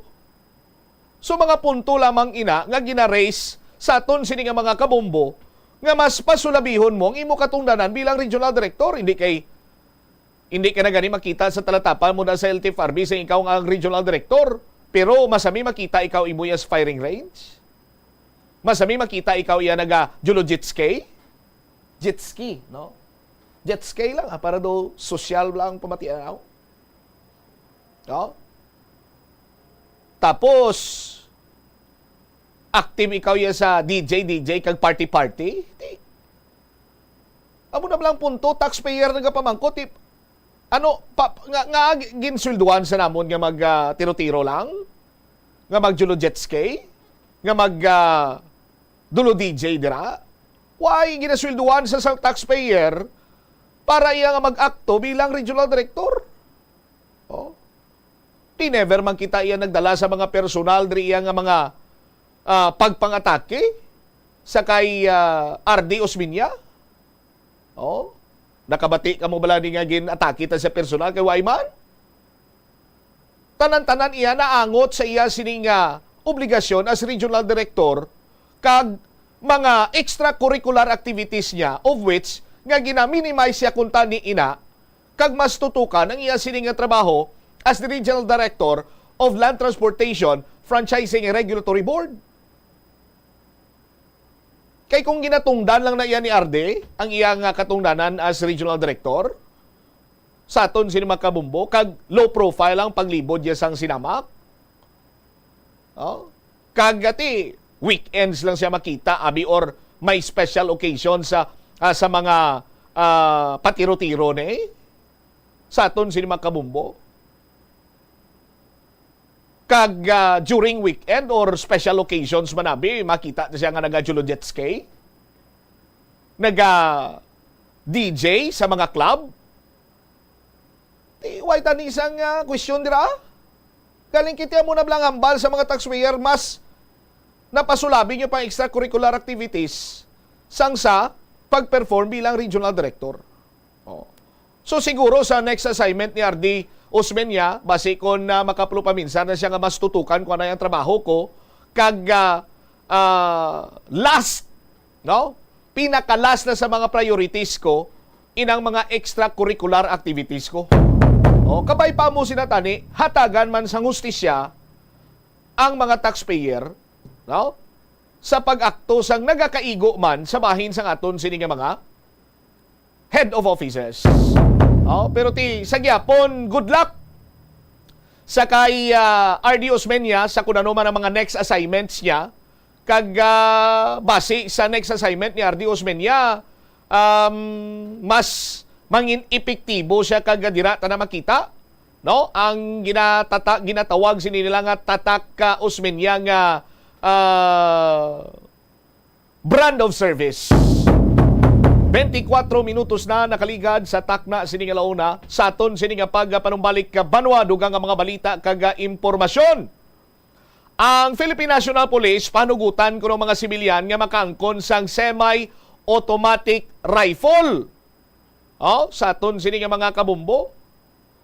Ano ning semi-automatic rifle gani kay may nabatian kita iya nga ang semi-automatic rifle kuno pagpitik mo linibo kuno nga bala ang nagagwa. Oh, sa aton sini mga kabumbo. Oh, ari may nabatian kita nga kun semi-automatic kuno semi-automatic rifle, pagpitik mo, linibo kuno nga bala ang nagagwa. O, ipabati tabla bombo Chris G. O, ariblaw, amo ning paghangop sa iban sa semi-automatic rifle. Ibig sabihin ng semi-automatic, pag isang kalabit mo, mga 1,000 ang lalabas na bala. No? Sos Maria kagusip. Kaya pag ikaw ang target. Kakrolba, kung mag-amusin na sa semi-automatic, linibo, galing ang bala. Anyway, istoryanta na dugang karon. Ano ba lang semi-automatic ning rifle gani? Sa aton sini nga mga kabumbo, balikan tayo ni lakip na dire, 17 ka mga inugbulang nga manok, ginkawat sa utonbaw. Sa mga kilala ko na, nga nagasagod sa inugbulang nga manok, siguraduhan yung hindi madali-dali kawat inyo sini nga manok, ha? Por Diyos por Santo. Standby balikan tayo ng madalakuan ng mga impormasyon sa parang pagpalayag sa bumuan na isaw matapos gilamang pila ka importante nga mga panumdumoras. The Farmers Bazaar, your traditional public market with the touch of Plazuela Dos, ang isa ka lugar nga gintukod sa tion kag sa kasagsagan sa COVID-19 pandemic nga may tinutuyo nga maghatag sa imo sang safe marketing experience. Subong nga ang COVID-19 hindi nagidman dako nga pamahog kag nagapakadto na kita sa next normal. Rest assured nga ang Farmers Bazaar will further evolve agud yung magpadayon sa paghatag sa inyo sing satisfying marketing experience. The Farmers Bazaar sa lower level tara na pahamtang ang fish, poultry kag meat section para naman sa inyo mga kinahanglanon nga prutas Utang kagiban pa, magbisita sa upper level, pinaagi sa paggamit sa hagdanan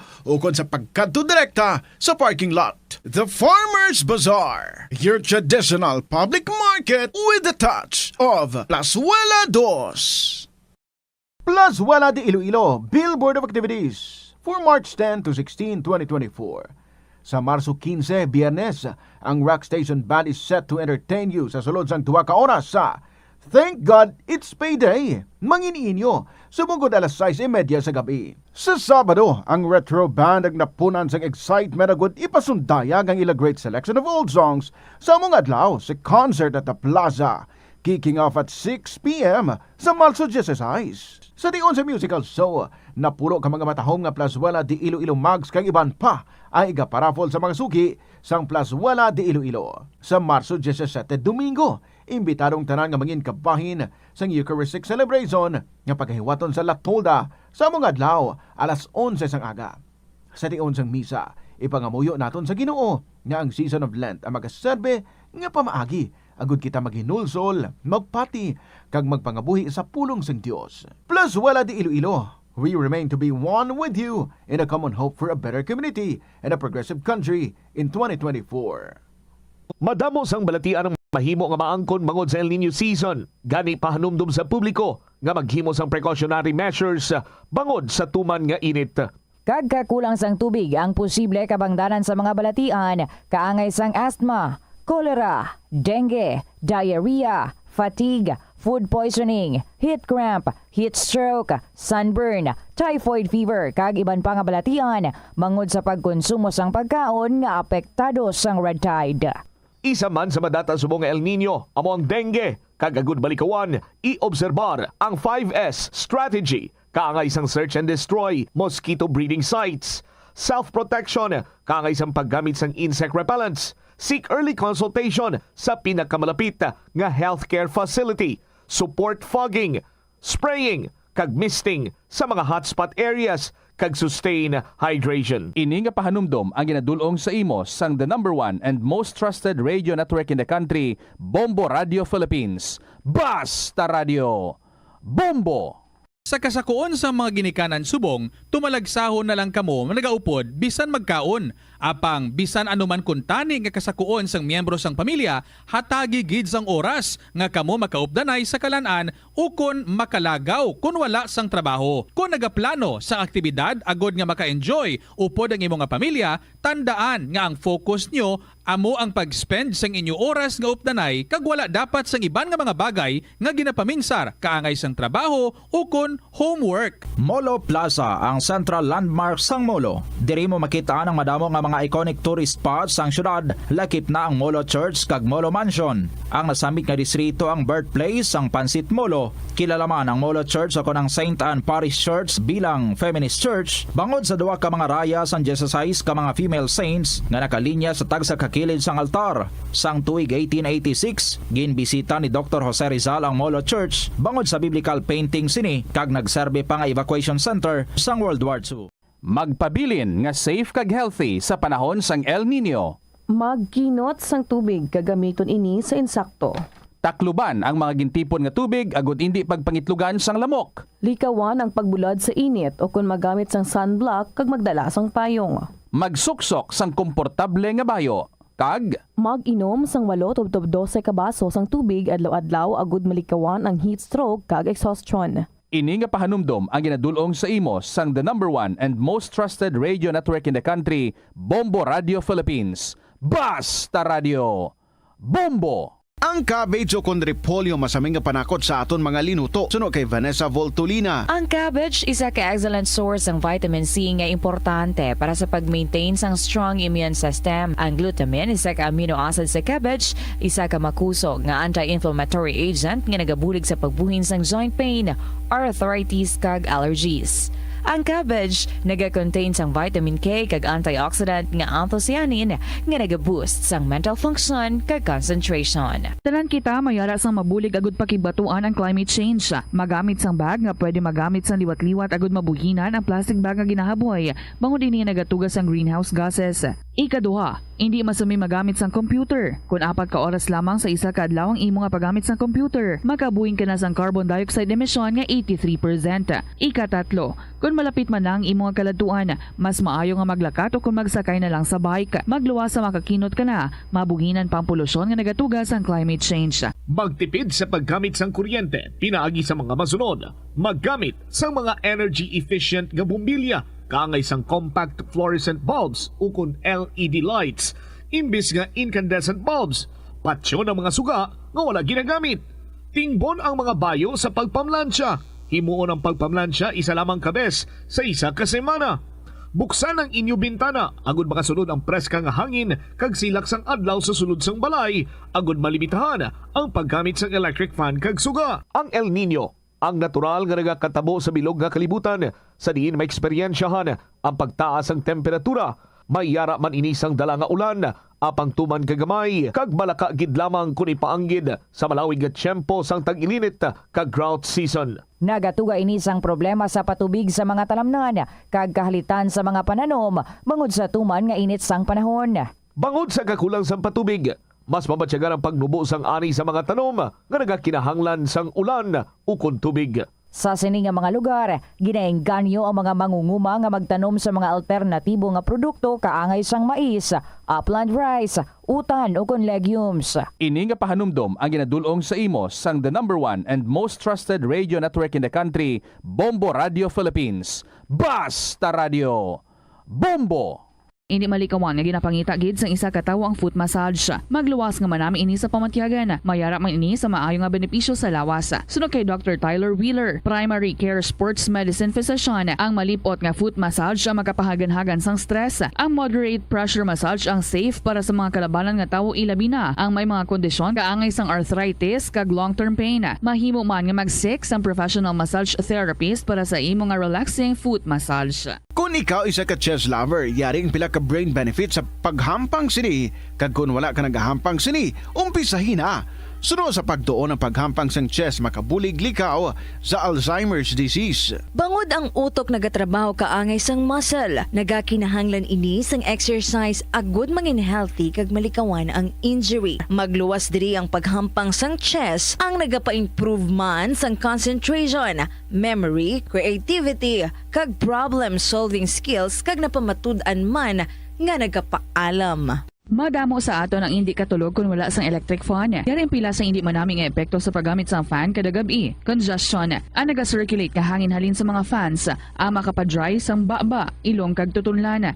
Allergies, masami nga madala sa hangin ang mga yabok na naga-trigger sang allergies. Makatugas ang muscle cramp ang hangin nga naghalin sa mga electric fan. Amo nga kun kaisa, may eksperyensyahan ang masakit na lawas kung magbugtaw. Importante man nga regular nga tinluan ang fan blades, agad masigurado nga hindi ini pagkiniran sang yabok. Sa patatas, masami ginahaboy na lang nato ng panit. Sunod kay Dr. Cynthia Sass, isa ka nutritionist, ang panit sang patatas sa makabulig sa increased potassium intake. Ang potato skins nagaprovide man sang source sang iron nga isa ka essential mineral nga ang primary function nagalakip sang pagsuporta sang red blood cell function. Ini nga cells nagakontain sang dako nga amount sang hemoglobin, ang protein nga nagabind sa oxygen halin sa ginahaklo ang hangin kag ginadala ang oxygen sa bilog nga lawas.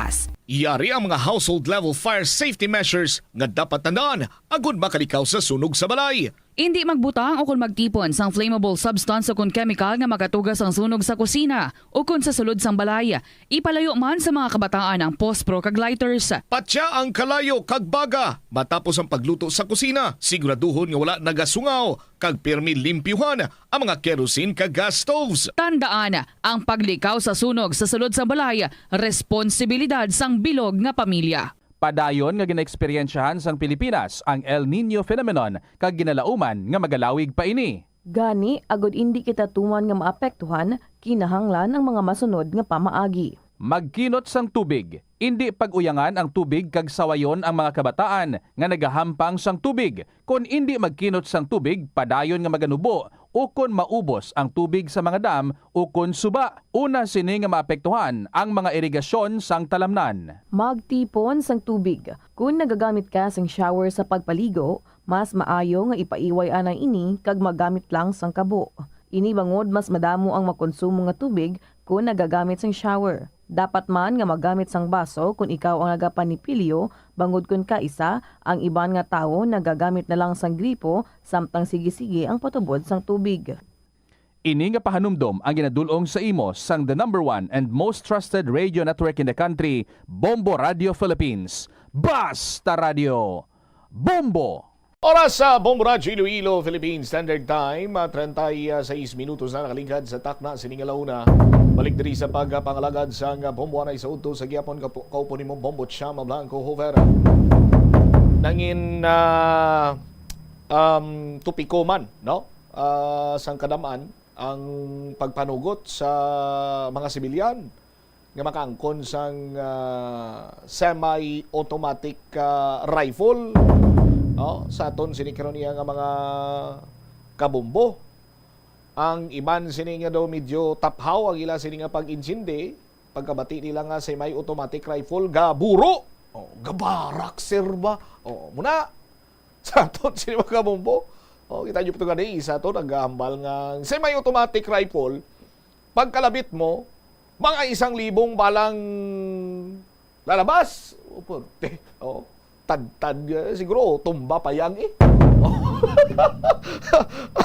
Bombo Chris, no? Pero, sa aton sini nga mga tagpalamati, ining semi-automatic rifle, ang gintawag ni siya nga semi-automatic rifle kay auto-loading, no? Pero ang lupok niya sini, single cartridge lang nga nagagwa sa aton sini nga mga kabumbo. Kada pull mo sang trigger sa aton sini nga mga kabumbo, isa lang niyang gagwa. Sa aton sini nga mga kabumbo, lain man niyang bolt action, no?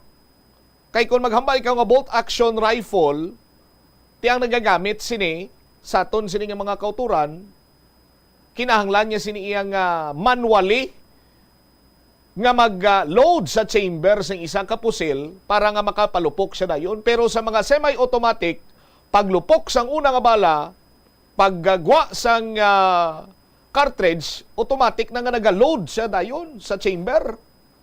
Sa aton sini nga mga kabombo. So, hindi na ya sala to yung isang pahayag sang naghahambal nga semi-automatic, pagpitik mo 1,000 nga bala gagwa. Pero ang PNP subong nagpanugot na sa aton sini nga mga kabombo, sandig man sa pinakauli sini nga layi, nga ang mga sibilyan ang sarang nga makaangkon sang semi-automatic rifle. Si Bombo Hana anda sa may follow-up report. Han, sa report please come in. Pahanugutan sa Philippine National Police ang mga sibilyan nga magka-semi-automatic rifle. Ini may kaangtanan sa amendment sa IRR o kon implementing rules and regulations sa Republic Act No. 10591 o kon ang Comprehensive Firearms and Ammunition Regulation Act, kung sa diin ang ordinaryo nga taho makaangkon na sang pusil kung mamit niya ang mga kwalifikasyon kaangay sang dapat Filipino citizen kag 21 anyos pataas sa dion sang pag-apply diri, may ara sang trabaho o kung negosyo man o kung nag-file sang tax return para sa pruweba sang iya income. Magluwas diri Bombo Champ ang mga aplikante kilanglan man nga magpasa sa mga requirements kaangay sang court clearance kung sa diin nagapamatuod nga hindi ini convicted sa anuman nga krimen. Lakip naman diri ang neuropsychiatric clearance humalin sa Philippine National Police Health Service o kung any accredited psychiatrist or psychologist, drug test clearance, certificate sang nga nag-approve sang aplikante nga nakapasal sa required gun safety and responsible gun ownership seminar. Kag ang nalakip naman nga mga dokumento amo ang Philippine National Police Clearance, birth certificate, proof of latest billing, duwa ka valid identification cards, income tax return, certificate of employment o kon business permit. Sa interview sang Bombo Radio kay Police Colonel Rex Buyukan, ang pinaka-importante sa tanan Bombo Hana, pala mo kung ano? Ang permit to own firearms, inang ginatawag sila nila nga license to possess and own firearms, o kung inang LTAP, no? Amo nang ginatawag sila nila mo pag inang isa sa mga requirements before, no? I-comply mo inanay antes ikaw nga makakapyot o kung makaangkon sang ginatawag sining semi-automatic rifle. amo gyud Bombo Cham kag ti sa aton man nga pagpag-angot diri no kay Police Colonel Rex Buyukan ang Chief sa Regional Civil Security Unit 6 iya ginpahayag ang ining semi-automatic rifle ang may duha ka selector ining safety kag ang semi-automatic kung sa diin isa ka pindot o kung isa ka pitik pull sang trigger isa lang ang maguwa nga bala kumpara sa automatic nga may ara nga isa lang kapindot nagalabot sa tatlo ang guwa sini nga bala Bombo Champ.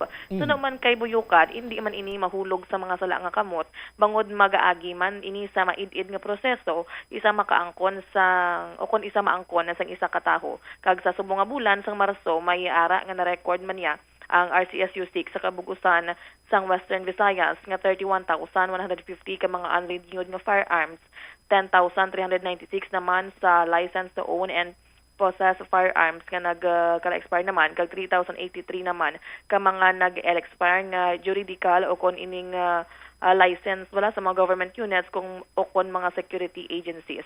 Yari bala kay pamatian naton ang pahayag ni Police Colonel Rex Buyukan para sa dugang nga impormasyon. Ito pong sinasabi na semi-automatic rifles. Ito po yung mga baril na na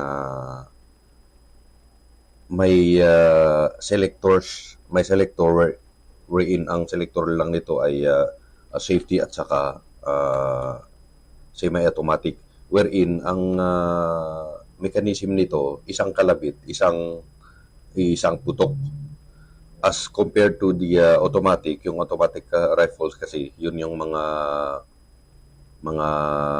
may mga burst of 3 at saka yung may tuloy-tuloy na pagputok na mechanism kung hindi mo rin-release yung trigger niya. So ito yung difference ng semi-automatic at saka yung automatic. Okay, moving on po sir, bakit po ina-allow po ng PNP po na magkaroon ng own semi-automatic rifles po yung mga civilians po sir?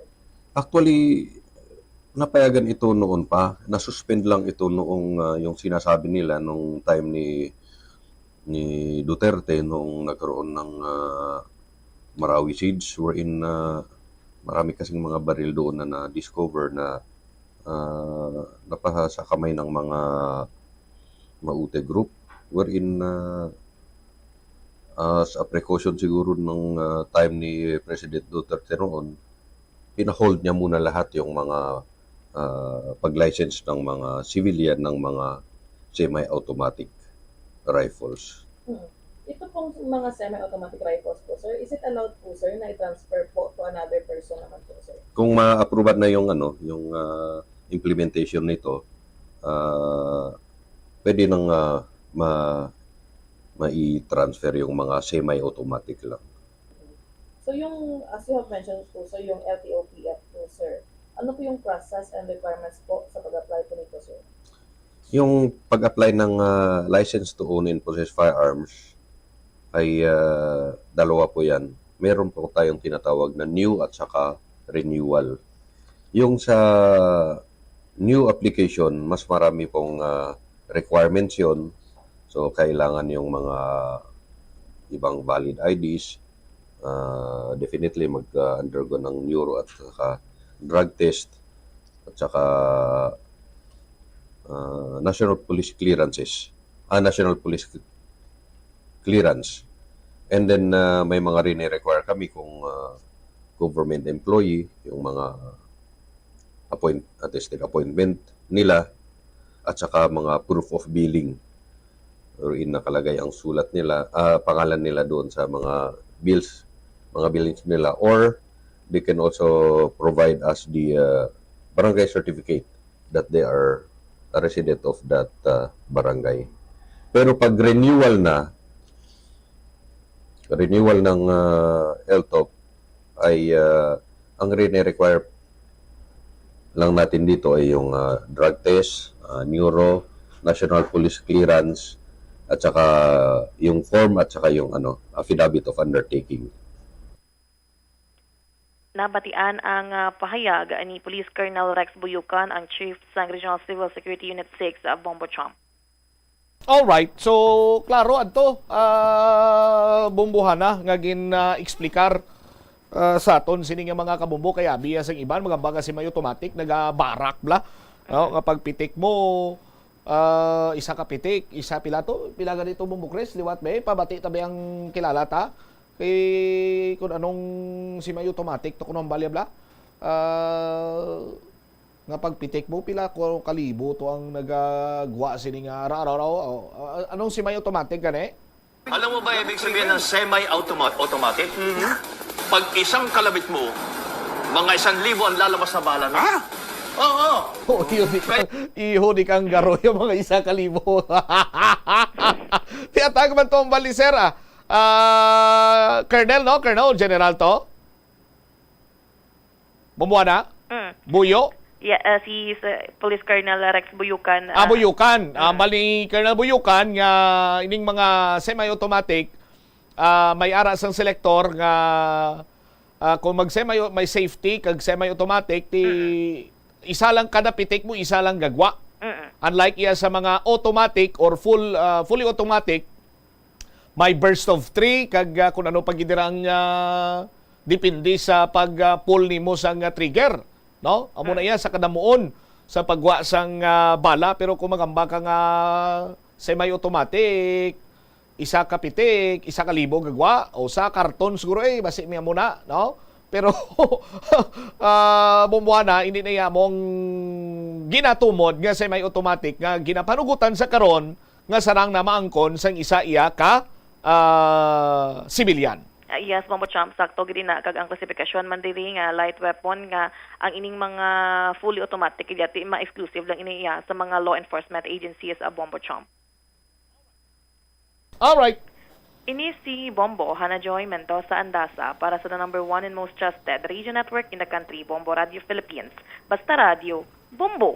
Salamat kid Bombo Hana Andasa. Speaking sang semi-automatic nga pusel, ang mga tag-iya sang manukan, may mga dalagko sini nga farm sa Inugbulang, dapat may sarang na kamo nga makabakal, makapalisensya ka makaangkon sang semi-automatic nga pusel para nga itigana nyo sa sunod ta nga balita. Anong sunod ta nga balita? Hamakon nimo sa Banwa sang Uton may manukan dito.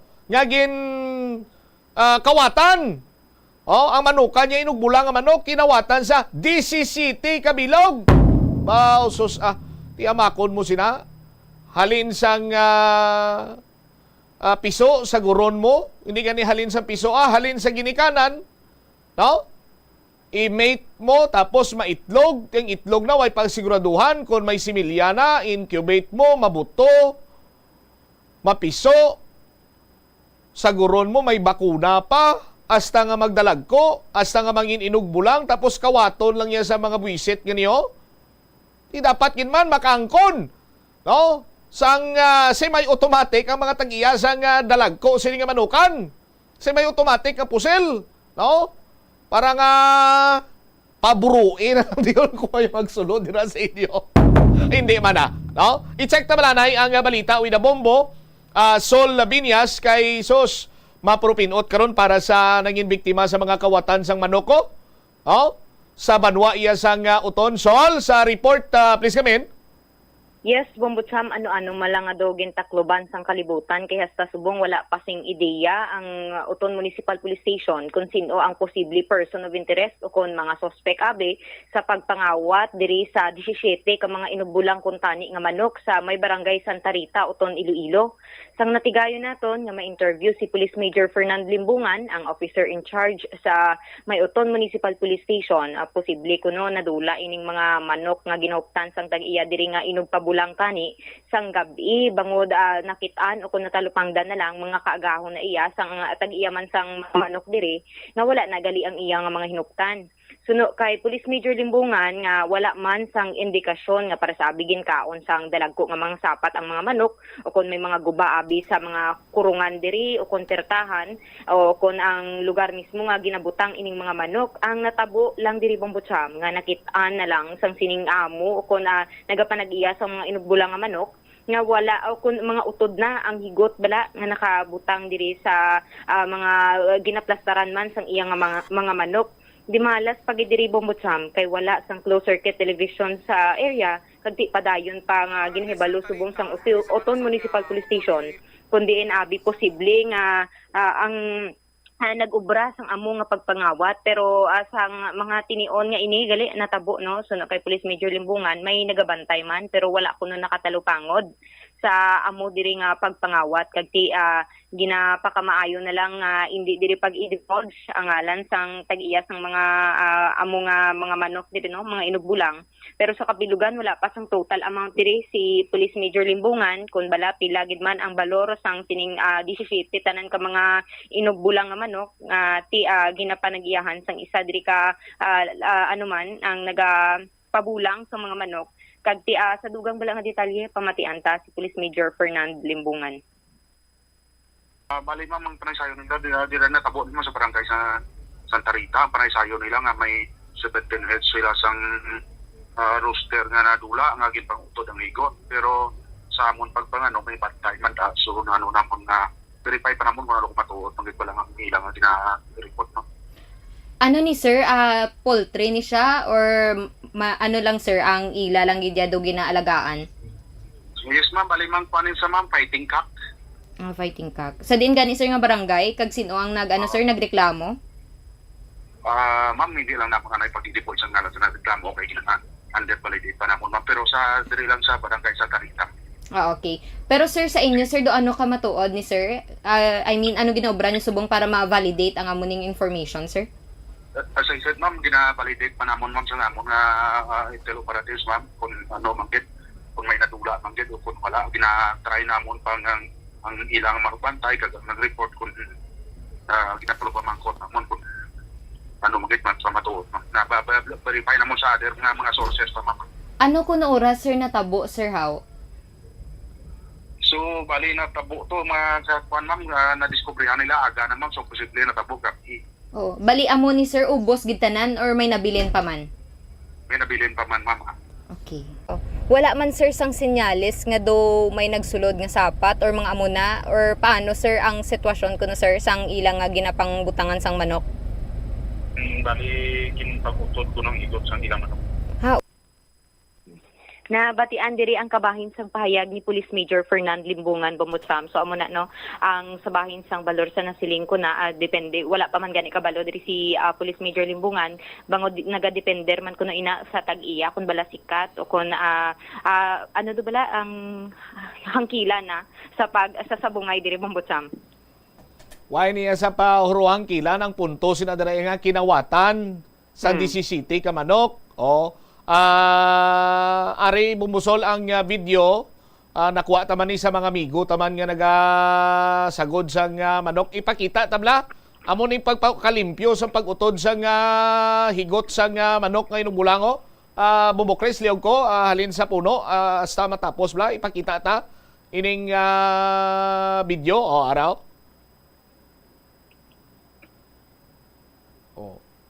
butangi audio liog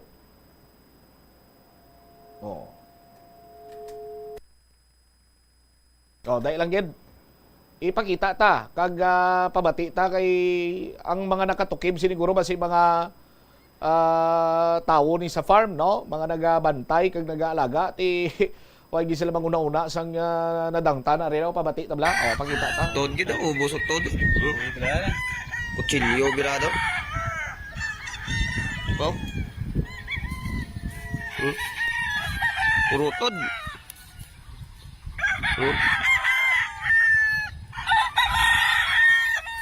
ko puro bugto ay di ko target ko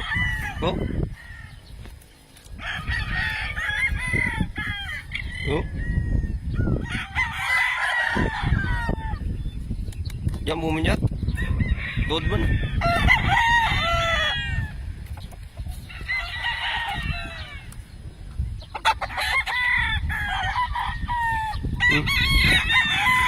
puro bugto ay di putar okay na kita mo to nga pala mo yayaw sang tag-iyaw kung basta mo ni nagamanage sang farm why na higot na lang sa punya bumbusol kay pinangutod gali ni isang kawatan or mga kawatan kay hindi ni masarangan sa isa lang katawo GCCT nagladula hindi ni masarangan sa isa lang katawo Sol Yes, Bombotsam, kag ti isa mo na kadamo, 17 gid kabilog, pero hindi gid man masarangan ni na Bombotsam sang isa lang katawo. All right. Ini si Bombo Marisol Diñas para sa the number 1 and most trusted radio network in the country, ang Bombo Radio Philippines. Basta radyo, Bombo! Salamat kid Bombo Sol Biñas, masakit-sakit man karon sa bahin sang tag-iya ning pinangabudlayan niya, ginastuhan niya. No? Ginpa edad niya or bisan stag lang ni. Pila na ni ka libo ang nagasto sining tag-iya, tapos here comes sa mga kawatan sang manok, ikawaton niya lang niya. Ti atensyon na sa mga kabumbo naton nga mga mahilig man magmanok, basi may ibaligya sa inyo dira nga manok. No? Kag ang tawo nga nagabaligya sa inyo sang manok, hindi man niya kilala or why man siya nabantugan nga madamo siya sa manok, ti posible kinawatan ina. Pero hindi man na din nila pag-ibaligya sa bahin sang syudad or even sa probinsya sa Iloilo. Laban-laban sa iban sini nila nga probinsya basyada man. No, dito nila ni baligya sa Capiz Abbey, sa Kalibo, no? Ang iban kalabot na sa Romblon, sa Palawan. Sa aton sini matag Palamati. Ti nagakadapat man sini Banwa nga tagan sa nagakigo nga pagtamod sang Uton Municipal Police Station ining nagakalinabo nga kasubong sini kaso ang pagpangawat sang inugbulang sini nga manok. Kung lang taon kag makita nato ng lugar may mga kudal man gani, pero basi malang kudal may inagyan sila dira or kung ano posible sining tabo sa aton sining mga kabombo, tidako iniiya karon nga kadulaan manok kag kapirdihan sa bahin sang tag-iya. And of course, sa bahin man sa mga farm boys, karon abi Banwa charge ini sa tag-iya sa ila.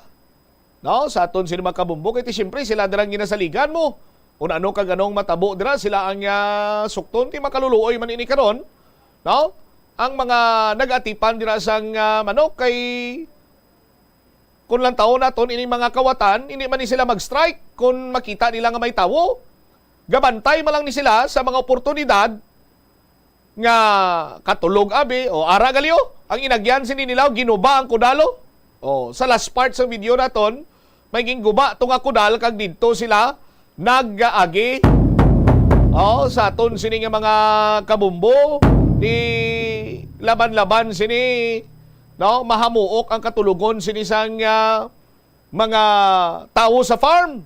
Sa aton sini nga mga kabumbo, rason nga ti, natigayon nga makuha GC City GC City kabilog nga manok nga inugbulang ang natigayon iya nga mataban sang kawatan. Amo nang hambal sang mga kilala ko man kawat, lipay-lipay, dakop. It's either nga hinibian ay milasyon ko mo. Kagambal pag isang kilala ko, ina kung may milasyonan pa. Ikuti anong but mo silingon ina kung may milasyonan pa ba? Ina kung may makita pangalawas baw. Di sigihan nyo na. No? Sa aton sini mga kabumbo, kalabanan sa mga nagamanok na daan, grabe ning ila sini nga pagpalangga sa ila sini nga mga hinuptanan. No? Willing ni sila nga itaya nilang ila sini nga kabuhi para lamang nga maprotehiran ang ila sini nga mga hinuptanan. Tapos kamo inyo kawaton nyo lang. Timayo lang na permi no? Kung hindi madakpan, pero kung madakpan gani, sos Maria kagusip po, dako gini nga problema para sa inyo sini nga pamilya. Sa mga tao dira nga nag-engage sa pagpangawat sa nga inugbulang sini nga manok. Oras sa Bombo Radio Iloilo, Philippine Standard Time in punto 2:00 na. Standby na kamo sa kapon lamang program, kaupod naman sa kay Tita Regine.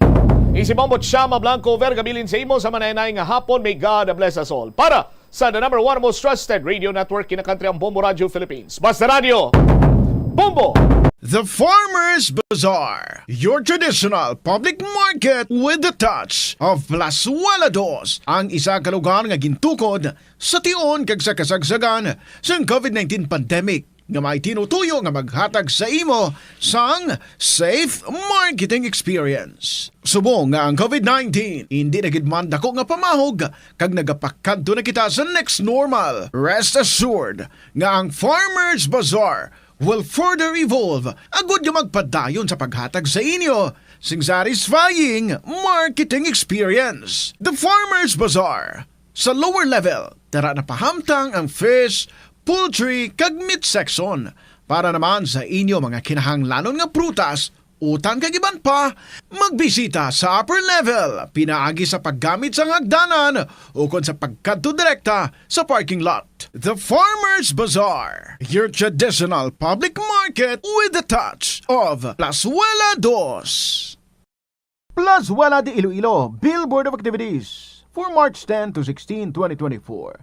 Sa Marso 15, Biyernes, ang Rock Station Band is set to entertain you sa sulod sang 2 ka oras sa Thank God It's Payday! Manginiinyo, sumugod alas 6:30 sa gabi. Sa Sabado, ang Retro Band ang napunan sa excitement agud ipasundayag ang ila great selection of old songs sa among adlaw sa concert at the Plaza, kicking off at 6 p.m. sa Marso 16. Sa diyon sa musical show, napulo ka mga matahong nga Plazuela de Iloilo Mags kang iban pa ay igaparafol sa mga suki sang Plazuela de Iloilo. Sa Marso 17, Domingo, imbitadong tanan nga mangin kabahin sang Eucharistic Celebration nga paghiwaton sa Latolda sa mga adlaw alas 11 sang aga. Sa diyon sang misa, ipangamuyo naton sa Ginoo nga ang season of Lent ang magaserbe nga pamaagi agud kita maghinulsol, magpati, kag magpangabuhi sa pulong sang Dios. Plazuela de Iloilo, we remain to be one with you in a common hope for a better community and a progressive country in 2024. Atensyon sa mga mahilig magamit sang aircon. Nagpaanda mang medical expert batok sa mga balatian nga mahimo makuha gikan sa sobra-sobra nga paggamit sini.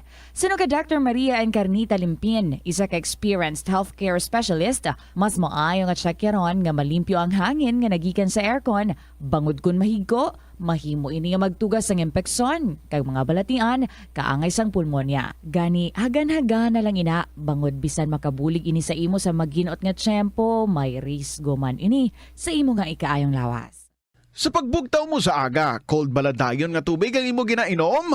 Ay, dali lang, wait a minute. Para sa ininit. Suno kay Dr. Deborah Weatherspoon, isa ka advanced practice nurse, mas maayo nga mag-inom sang alabaab nga tubig sa aga. Paathag ni Weatherspoon, iniya nagabulig sa lawas nga magpagwa sang toxins kag naga-improve sang imo blood circulation. Sa mga babayi, ang pag-inom sang alabaab nga tubig ay nagabulig man kung ikaw nagasuprer sang period cramps. Ang tambo o kung bamboo shoots manggaranon sa dietary fiber, low in calories kag power-packed sa essential nutrients. Suno sa pagtuon sang comprehensive reviews in food science and food safety. Ang phytosterols kag phytonutrients sa tambo ang ideal sa pagtunaw sang harmful LDL cholesterol sa lawas. Ang antioxidants sa tambo ang essential man sa pagpabaskog sa sulod kag sagwa sang lawas. Suno naman sa pagpanalawsaw sang Journal of Ethnopharmacology, ang bamboo shoots mayara sang anti-inflammatory kag analgesic o pain-killing properties. Masami bala nga nagabiring ang imo tiil? Suno kay Dr. John Hubert Pua, isa ka orthopedic surgeon, masami nga mabatyagan ang cramps sa idalom nga parte sang lawas. Apang mas delikado kung masami mo ini mabatyagan sa ibabaw nga parte sang imo lawas kaangay sang kamot. Bangod posible ini nga palatandaan sang mas malala nga balatian kaangay sang sakit sa tagipusoon, diabetes, kag hypothyroidism. Nagpanugyan ang doktor nga ang pinaka-epektibo nga solusyon sa cramps amo ang stretching exercise tubtub madula ang pagbiring. Nakahibalo ka bala nga ang color ang makaapekto sang imo nga modo? Santo sa pagtuon sang American Home Shield, mayara sang correlation ang color kag mood. Kaangay sang pula nga nagapataas ang blood pressure kag heart rate. Apang mas maayo ang duag na pula kunyara ini sa kusina bangod mas nagapagana ini sa pagkaon. Ang shades nga blue kag green ang ginaabiso sa mga psychologist nga nagakadapat yara sa sulod sang imo kwarto bangod ini nagapakalma sa paminsaron sang tawo. Likawan ang mga disgrasya nga dulot sang kuryente. Tabunan o konselyuhan ang mga wala nagamit nga electrical outlets. Ihaboyo kung ipa-repair ang mga electrical items nga may samad nga cords. Hukson sa saksakan ng mga electrical appliances antes ini i-repair. Hindi paghuslo na mga plug halin sa outlet nga ginabutong ang cord kay basi mabugto ini. Hindi pagpunon sa nakasaksak nga mga appliances o kon gadgets sa mga salaksakan.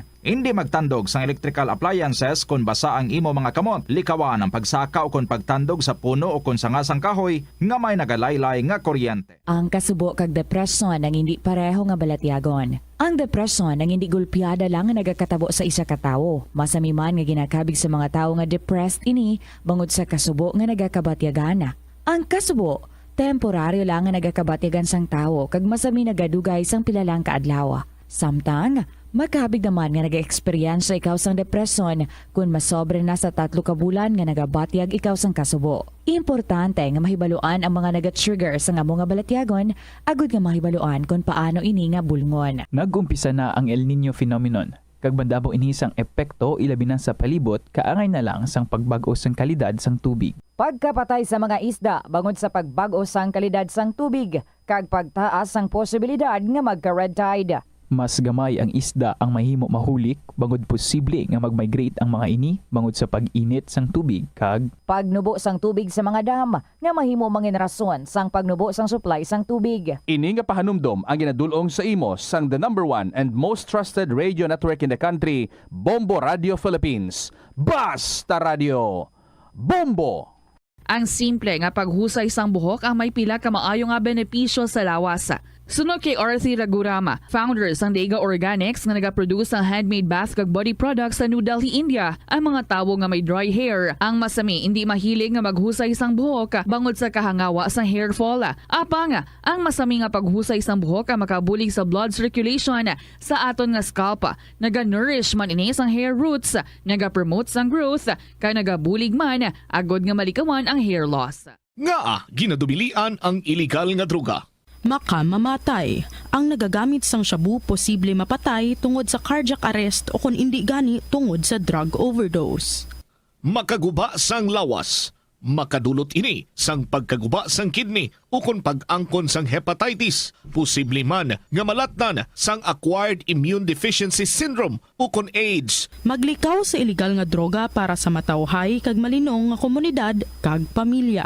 Isa ka man bala sa mahilig magsuksok sang skinny jeans? Manami ini nga isuksok bagod nagahurumagi ng kanami sang legs ang isa katawo. Sunog kay Dr. Hilary Jones, Tena Brand Ambassador sa Texas, may dako man nga epekto sa lawas ng lalaki ang pagsuksok sang skinny jeans. Iyaring pila kamalain nga epekto sa pagsuksok sang skinny jeans. Makatugas ang permanenteng muscle damage. Mas maayo suno sa eksperto nga maggamit sang cotton fabrics. Agod mangin komportable kag magkalikaw sa hindi maayong epekto sa lawas sang skinny jeans. Paano bala mahibaluan ang isa ka impormasyon nga nagapatalang? O kun sala? Una, i-check gid ang source kung sa diin inihalin. Kung ang impormasyon halin sa reputable news outlet, makitaan ini sa ilang website. Ikaduha, i-check ang petsa sang gin-publish ang impormasyon o kung ang article. Ikatatlo, i-check ang detalye sang impormasyon. Basta hagid ang bugos nga istorya bangod posible nga ang detalye ang malayo katama sa nakabutang sa headlines. Mag-fact check. Kung kaisa, bangod sa imo nga kakig, stress kag disappointment sa kabuhi, nagadesisyon kamo nga wala ninyo Ito ang Bombo Radio Philippines. Fully digitalized. Numero 1 sa balita, komentaryo, drama at serbisyo publiko. Bombo Radio Philippines. Bombo Radio Philippines. Ang inyong #1 at most trusted radio network in the country. Basta Radio Bombo! Good afternoon sa inyo mga kabombo. This is Tita Regine. Maayong hapon sa liwat and welcome na sa Kahapon Lamang program. It's a beautiful Wednesday afternoon and today mga beautiful stories man ang ato ni igadulong sa inyo. Of course, padayunon naton ang wala ta natapos ng istorya kahapon ni Lola Neni sang Iloilo City. And I hope you're having a great time out there, still working. And to those nga medyo nagpahunay-hunay lang, sige, enjoy your rest time. And pwede gid nga umpisa, no? Makadihon sa inyong mga istorya para nga mapadala ninyo diri sa Kahapon Lamang program. So if ready na ina, pwede gid nga ma-email na dayon sa bombo_iloilo@bomboradio.info or you can send your stories sa Kahapon Lamang program, DOFM, Bombo Radio Iloilo, Sky City Tower, Mapa Street, Iloilo City.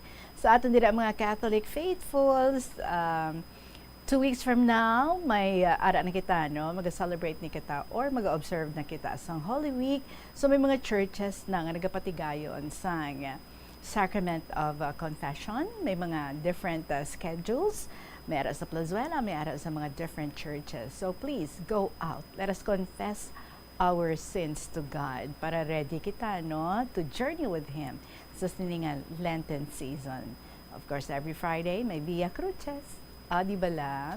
Sige, mga kabombo, ari na ang atong ambahanan para sa inyo this afternoon as I welcome you all from JRO Claret.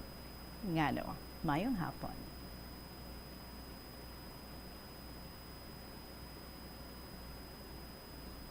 Dawaton na lang maski masakitan lang ko.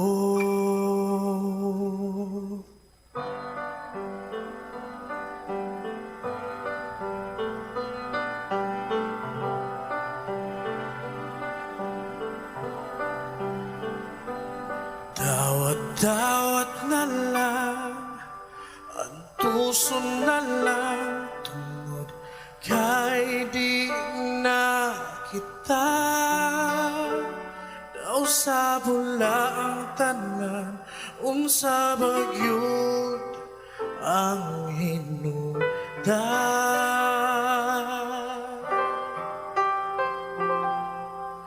May pagwa na lang katagda, kung di yuri ay kita. Ang ikaw ako, usaha kanindot na damgo.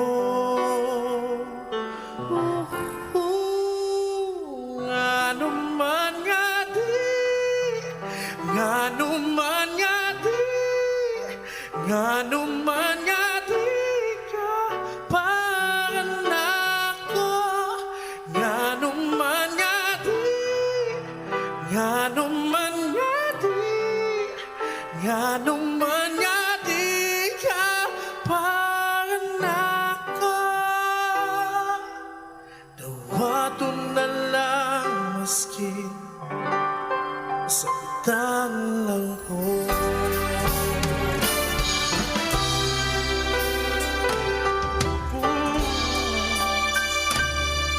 Akong ampingan ang atong handumanan, bisan wala ka na. Iagi ko na lang sa joke ug smile ang tanang pangako. Ngano man nga di, ngano man nga di, ngano man nga di ka panako. Ngano man nga di, ngano man nga di, ngano man nga di ka panako. Patong na lang maski sakitan lang ko. Abi na ko gugma ang mulabaw, gugma lang o walay lain. Aparwa mo kini ibalo ka, tulo na lang.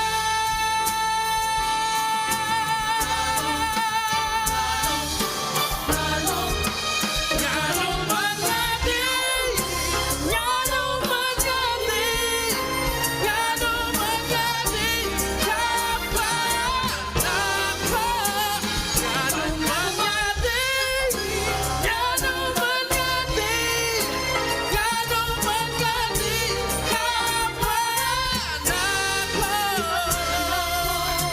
Dawaton na lang maski sakitan lang ko.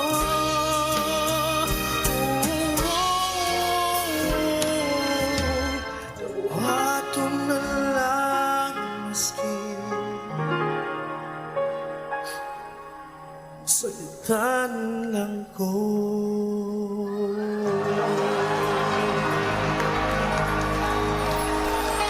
My favorite line, dawato na lang, bisan nasakitan ako. Ang walang ining nabalaan, tanintindihan, no? Batunon na lang, bisan nga masakitan pa kita. Ngano, from JRO Claret, exclusive from Bombo Radio, Philippines. 15 minutes after 2 o'clock, yesterday, nag-umpisa kita diri sa pagbasa sa sulat ni Lola Neni. Kag she was telling us, no, ang mga nagkalatabo sa iyang kabuhi isad tong college siya, graduate siya sa iyang kurso nga pagka-maestra. Kag kung sa diin, nagapangaluyag na sa sining stage si Mr. E sa iya. So, ginhagad siya ni Mr. E nga magkato sa ilang lugar kay fiesta dito. Nag-lisensya sa Mr. E sa iyang mother, gipasugtan man siya, no? But with one condition, hindi siya dito kuno magtulog sa balay kini Mr. E, kundi sa balay sang best friends sang iyang magulang. But dito na daw, or sa tiya ni Mr. E. Pero doon hindi iluyag ang mother ni Mr. E. So wala sila dito nakatulog, wala siya dito nakatulog. But anyway, nagkanto sila sa peryahan, nagsakay sila sa Ferris wheel, kag nagpalanglapsi to siya. Upod sila ni Mr. E. Mr. E is okay, siya yan nagpalanglapsi. But dito na sila, bali, hindi luya. Wait lang ha, naglakat ining si Mr. E. Bali, fiesta time na. So damo sang mga bisita sa balay kay Mr. E. Ibaw ang mother ni Mr. E. Every time nga may mga visitors, unag siya pakilala sa kay Lola Neni nga amo na siya kuno ang girlfriend sang iya nga bata. Kaya makupos man siya sa kahuya ini si Neni. Padayon na naton at this point ang ginsuguran tang sulat kahapon ni Lola Neni sang Iloilo City.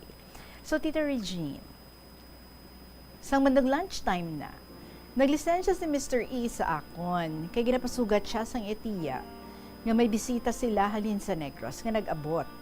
Kay ginapangita siya. After 30 minutes, nagbalik siya dayon, kay upod kami magpanyaga. Pagkatapos namon kaon, nanghagad siya nga manaog kami sa idalong, kay may paghahambalan kami. Nagpungko kami sa swing, and he told me what happened, sang pagkadto niya sa iyang tiya. Amo ini ang iyang explanation. Ang nagabot nga bisita sang akong tiya, amo ang GF ko last year.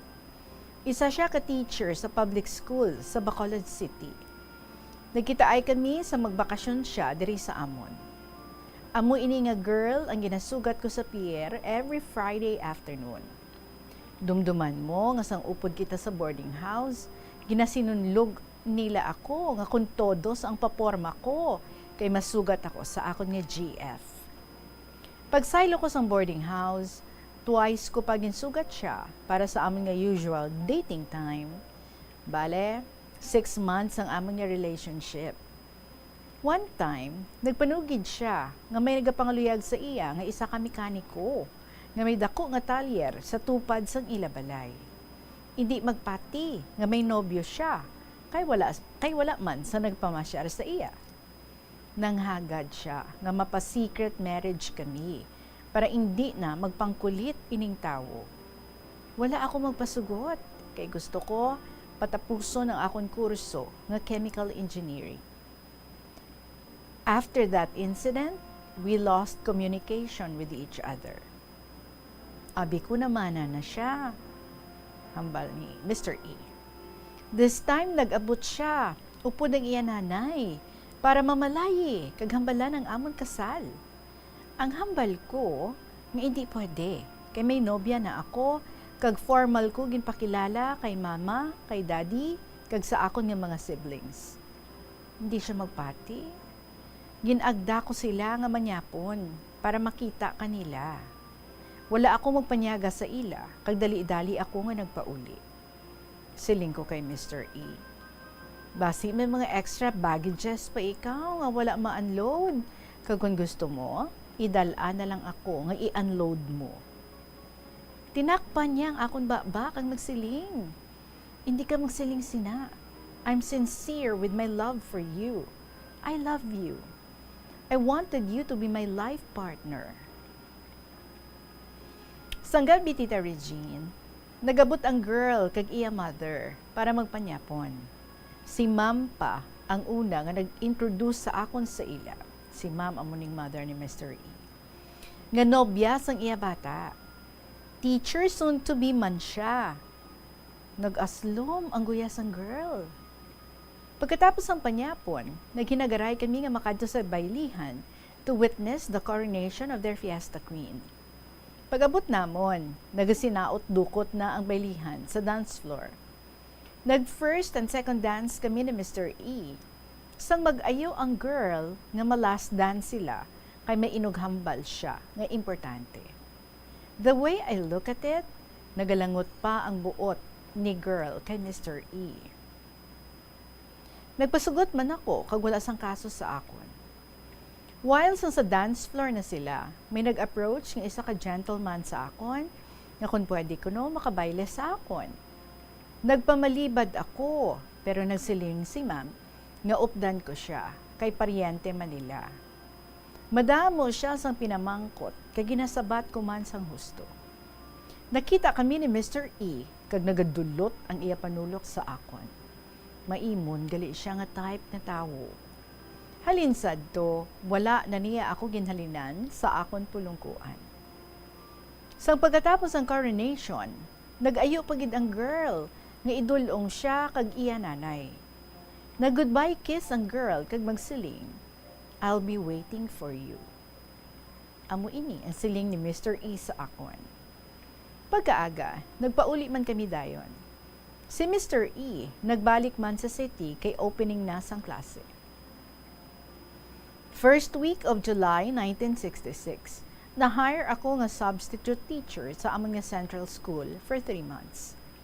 Once a month lang kami nagakitaay ni Mr. E kung mapasiti ako, agud nga magpamakal sang kinahanglanon sa school. Ginabuligan niya ako himo sang akong nga instructional materials. Sa sini nga sitwasyon, amat-amat, nahulog na ang buot ko sa iya. Sa pagpadayon ko, eksakto lang nga manugtapos ang akong sub.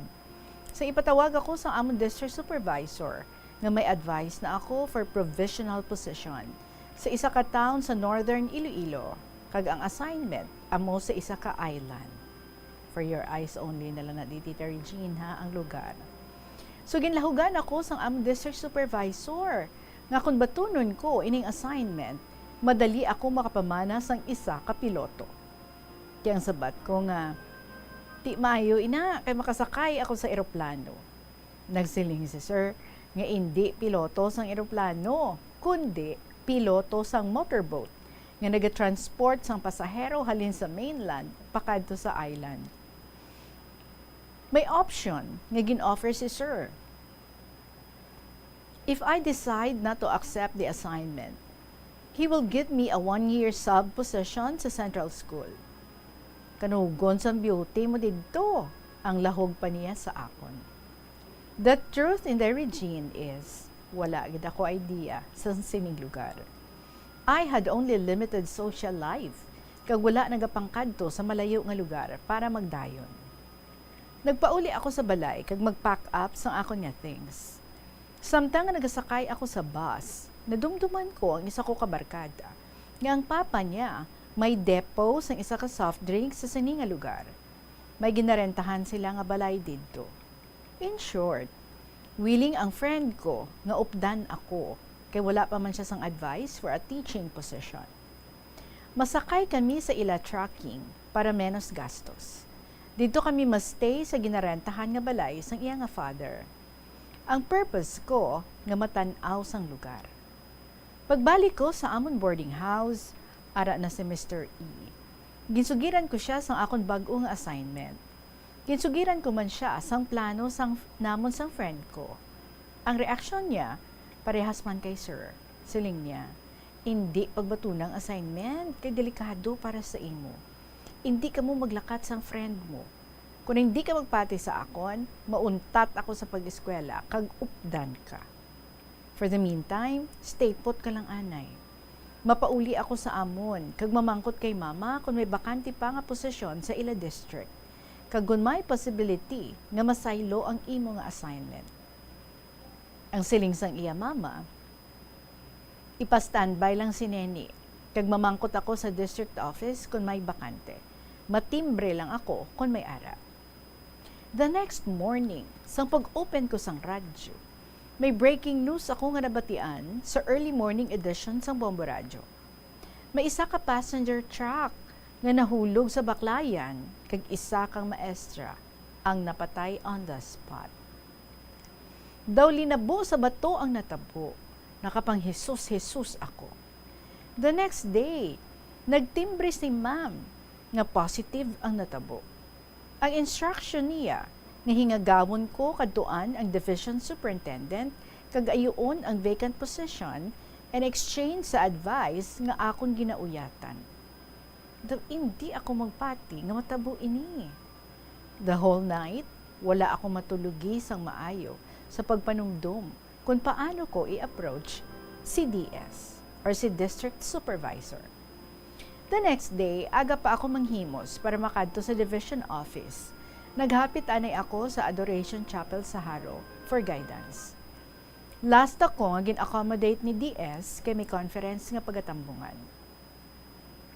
Pag atubangay namo ni DS, pinamangkot niya ako kung anong problema. Nin-explain ko sa iya ang natabo kag kung pwede, i-swap ang akon assignment sa vacant position. Ginakigan niya ako, siling niya, bag-o palang gani kamo sa serbisyo, reklamador na. Nagpalang init ang akong lawas, kag ang gift of tangko nag-andar na. Convincing words began to come out of my mouth, blah blah blah blah blah blah. Hindi ko madumduman ang akong pinanghambal. Ang last words nga nadumduman ko, amo ini, Sir, kung may bata ka pareha sa akon kagwapa, kag bataon pa, i-allow mo nga itagbong sa isa kadelikado nga sitwasyon? Naglungo-lungo lang sa DS kag magsiling, yat risk kang bata ka. Expression ini of an old man. Kung hindi ka lang bataon kag gwapa, witty, smart kag well-articulate, my conscience will bother me kung hindi ko ikaw pagbuligan. Ang init sang bilog ko nga lawas, nag-transform sa isa ka mayami nga balhas. Ginakulbaan ako kanunong iya nga desisyon. Nakita ko ang ginkuha niya ang iya nga memo pad kag may ginsulat. Siling niya, dala ini nga sulat sa district supervisor. Kag may instructions ako nga i-report immediately ang incident nga i-accommodate ikaw sa sina nga vacant position. Return your previous advice sa administration officer for proper disposition. Dayon niya lakat sa dali-dali nga wala bulubalikin. Daw nalabot ko ang langit. Madalagan patani ako para pasalamatan siya, pero napako ang tiil ko sa may salog, and no words came out of my mouth. I wanted to cry for joy, but no tears came out from my eyes. Gipalapitan ako sang secretary ni DS, kay dugay na ako nga nagatindog. Pinamangkot niya ako kung okay ang pamatsyag ko. I answered, I'm all right. Asked pa niya kung anong result. I answered, positive, kag mission accomplished. Congratulations, ang siling pa niya. Pagwa ko sa office, nangita ako sa pulungkuan kag magpahuway. This time, tears came out running from my eyes.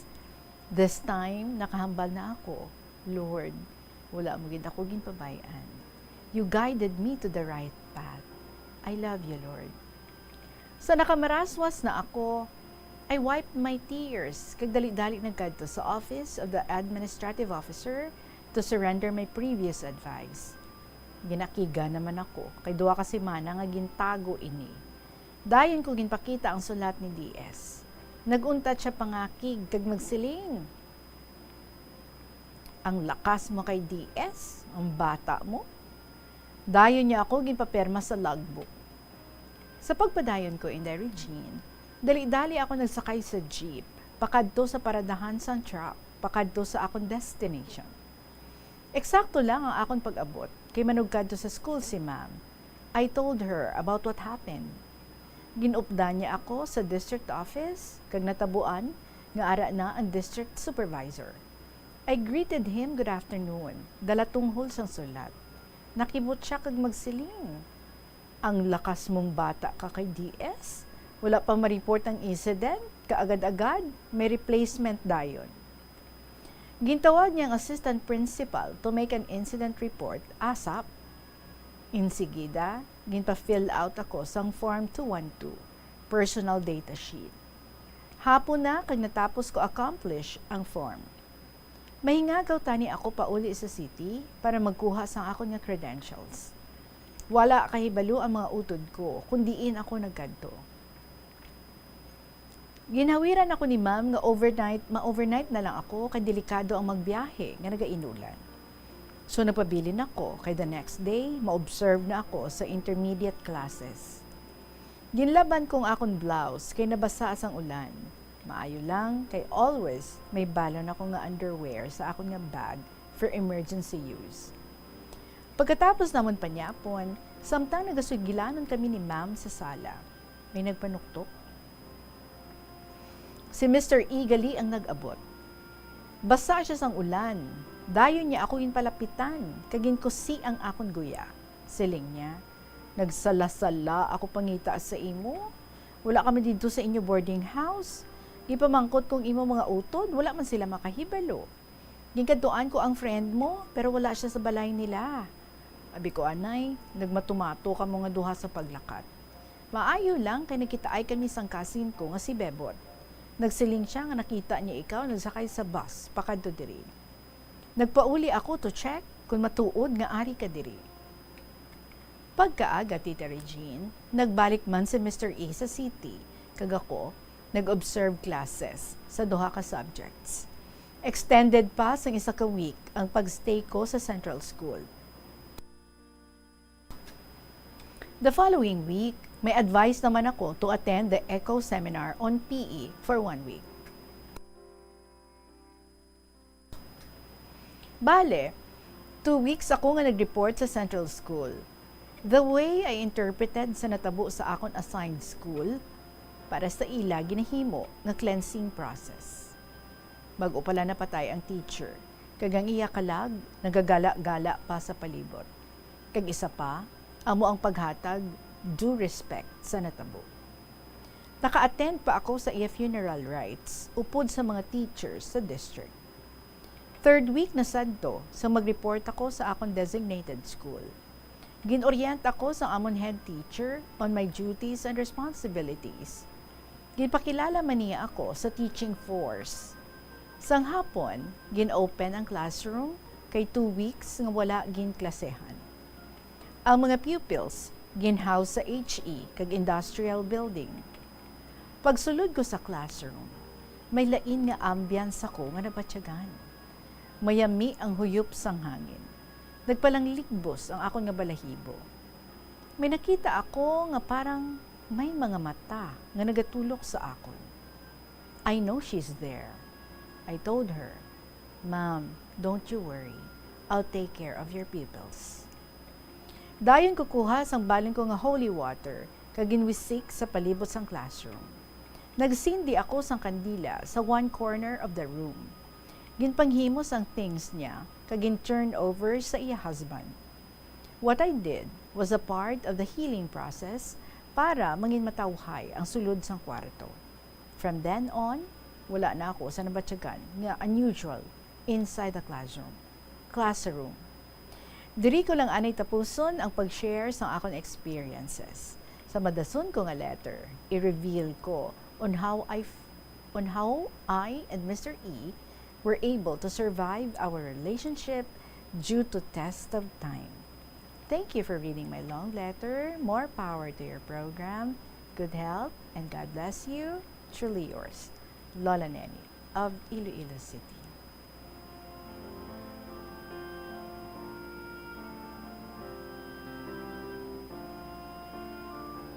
Lola Nene, thank you so much for this episode. Nga share mo sa amon. Is it ayhan destiny?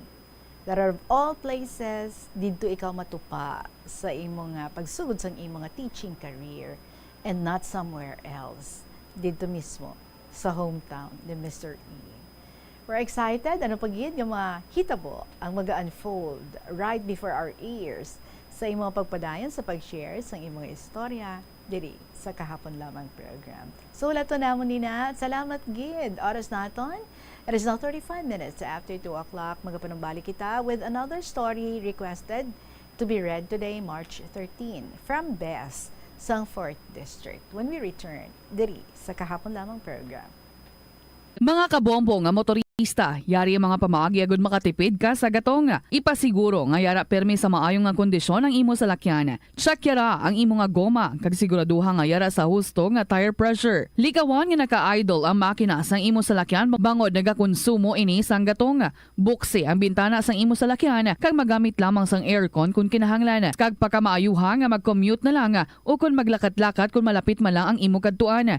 Likawan ang aggressive driving kag padalaga na ang imo salakyan sa husto lamang nga katasigon. Agud makalikaw sa food poisoning o kung paglain sang tiyan, sundo ng ining mga pahanumdom sa pagpreparar sa mga pagkaon kag ilimnon. Manghugas ang kamot kag ipabili ng katinlo antes kag pagkatapos ang paghimos. Kung nagamasakit, likawan ang pagpreparar sang pagkaon para sa iban. Siguraduhon nga naluto sang husto ang pagkaon. Kung mahimo, kauno ng pagkaon samtang mainit pa. Siguraduhon ang katinlo sang pagkaon agud ang selebrasyon mangin mas malipayon. Nakasimba ka na bala sa Miagaw Church? Ini ang kilalaman sa tawag nga Church of St. Thomas of Villanova. Ang construction sa nasambit nga simbahan ang nakumpleto sa tuig 1797. Sa subong, ang Miagaw Church ang isa sa mga tourist spots sa Iloilo. Popular ang Miagaw Church sa detalyado kag artistic sculptures sini nga nagapakita sang Spanish, Muslim kag Chinese traditions. Ang Miagaw Church ang gindeklara bilang UNESCO World Heritage Site sang Desyembre 11, 1993. Kung sa imo pagbugtaw, magpalanakit man lang ang imo lawas, base hindi ka naman namian magtulog.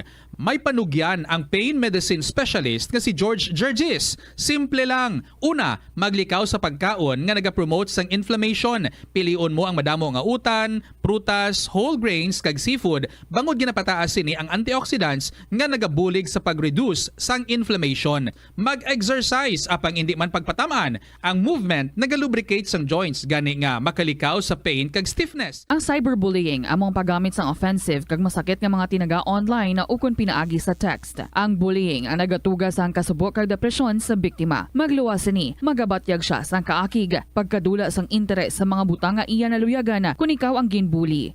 Una nga tika nga imo himuon, amo nga magpangayo sang bulig sa tawo nga imo masaligan. Paano ka bala makabulig nga mauntat na ang bullying? Simple lang, don't be a bully. Hindi mag-post online nga makahatag sang sakit sa balatyagon sa isa ka tawo. Kadungan sang pagtigulang, nagataas man ang risgo sang vitamin deficiencies nga nagatugas sang physical kag emotional changes. Santo sa isa ka scientific study, ang B vitamins ang importante agud nga mag-function ang body cells nga nagabulig sa metabolism, paghimo sang bago nga blood cells kag nagabulig sa pag-maintain sang healthy skin cells, brain cells kag body tissues. Magluwas sa supplements, lakip sa mga pagkaon nga bastante sa vitamins sa moang karne, whole grains, prutas, gatas, cheese kag mga ulutanon. Gabulig sa paglikaw sa nanuhay tuay nga balatian ang simple nga pagkaon sang citrus fruits kaangay sang pomelo nga puno sang powerful immune boosting antioxidant. Ang pomelo ang puno man sang lycopene, isa ka anti-inflammatory, anti-aging antioxidant nga nagapanami sang supat. Ang duga naman sang panit kag dahon sang pomelo ang natukiban nga makapatay sang cancer cells kag nagapalikaw sa paglapta sini sandig sa test tube studies. Help is available. Pinaagi sa pag-istorya, paghatag sang suporta, kag direkta nga bulig sa nagakinahanglan, mahimo mo gid nga mapunggan ang suicide kag makasalbar sang kabuhi. Santo sa World Health Organization, ang suicide ang fourth leading cause of death sa mga kabataan nagaedad 15 to 19 anyos. Kung ikaw o kung may kilala nga nagasuprer sa depresyon, mahimo nga mag-contact sa National Center for Mental Health Crisis Hotline sa numero 0966-351-4512. Sa aroma kag soothing feeling sa pag-inom sang tea, ang rason sang kadamaan nga paborito nga imnon ang tea. Suno kay Ansley Hill, registered dietitian sa Western Oregon sa Estados Unidos, ang masobra 3-4 katasa nga pag-inom sang tea sa isa ka adlaw ang makadala sang hindi maayong nga epekto sa lawas. Kinahanglan nga moderate intake lang sa tanan nga ilimnon agod ma-achieve ang healthy living. Siling nila ang pagpanigarilyo nagapaitom sang bibig. Pero hambal mo naman, wala man ako nagapanigarilyo pero nga ay itom gihapon ang lips ko haw. Yari ang sabat sa eksperto. Suno kay Dr. Jean Marquez, isa ka dermatologist, ang dark lips mahimo nga tugas ang maisog nga habon nga ginagamit sa guya. Nagpanugyan ang doktor nga magamit sang mild soap kag lip balm nga may moisturizer kag sunscreen. Agod protektahan ang bibig kag malikawan ang discoloration. Kabombo! Subong nga naghalog na ang restrictions, madamo na nga mga physical activities ang ginabalik, ilabi na mga sports events. Apang maghalong lang ha, bangod kun ka isa, hindi malikawan nga may injury gid nga maangkon. Suno kay Michael Vincent Kayanan, physical therapist, ang ice ang mahimo nga ma-apply sa bahin sang lawas nga masakit sa sulod sang duha ka adlaw. Ang masakit nga bahin sang lawas kaangay sang tiil o kun kamot, ang ihulom sa ice o kun direkta nga butangan sang ice. Pagkatapos sang duha ka adlaw, ang injury ang mahimo na nga mabutangan sang mainit naman nga tubig. Kauntasang La Paz Batchoy. Ang Iloilo ang kilala bilang home of La Paz Batchoy. Mahimo kagid nga maglibot sa Iloilo, mag-food trip, kag ikaw mismo ang maghusgar kung ano ka namit ang La Paz Batchoy. Pwede mo gid ma-enjoy ang La Paz Batchoy nga may pandesal kag puto. Butangi man sang gamay nga paminta kag patis ang sabaw. I-mix sang maayo. Kag enjoy! Kung kulang pa kag wala pa nabusog, pwede gid nga magpadugang sang sabaw. Ang Iloilo River Esplanade ang lugar nga para sa inyo. Ini ang favorite spot sang mga Ilonggos sa pag-ehersisyo kag paglantaw sang sunset. Madamo man sa mga local cafes kag restaurants nga malapit sa Iloilo River Esplanade nga makasatisfy gid sang imo nga kagutom. Ang Iloilo River Esplanade ang nakadaog na sa madamo nga mga awards, lakip na diri ang 2017 Gantimpala Excellence Award. Nabaton man sini ang haligi ng Dangal Award para sa Landscape Architecture category sang 2018 National Commission for Culture and the Arts o kon NCCA haligi ng Dangal Award. Umpisa sang pandemya nangin mas conscious na ang mga tao sa personal hygiene bilang kabahina sang COVID-19 prevention. Apang magluwas sa COVID-19, madamo pa sang iban nga germs kag virus ang kinahanglan likawan agud indi mag-angkon sang sakit. Kina ang sulat ni Bess sang 4th District. Dearest Tita Regine.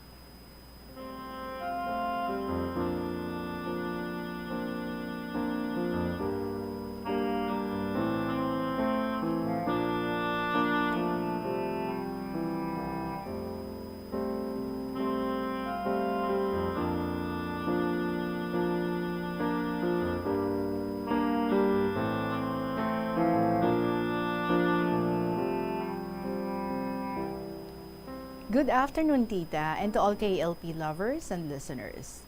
Si Bess ni sang 4th District. Subong nga hapon, ako niga-share ang among nga love story ni Mr. GC.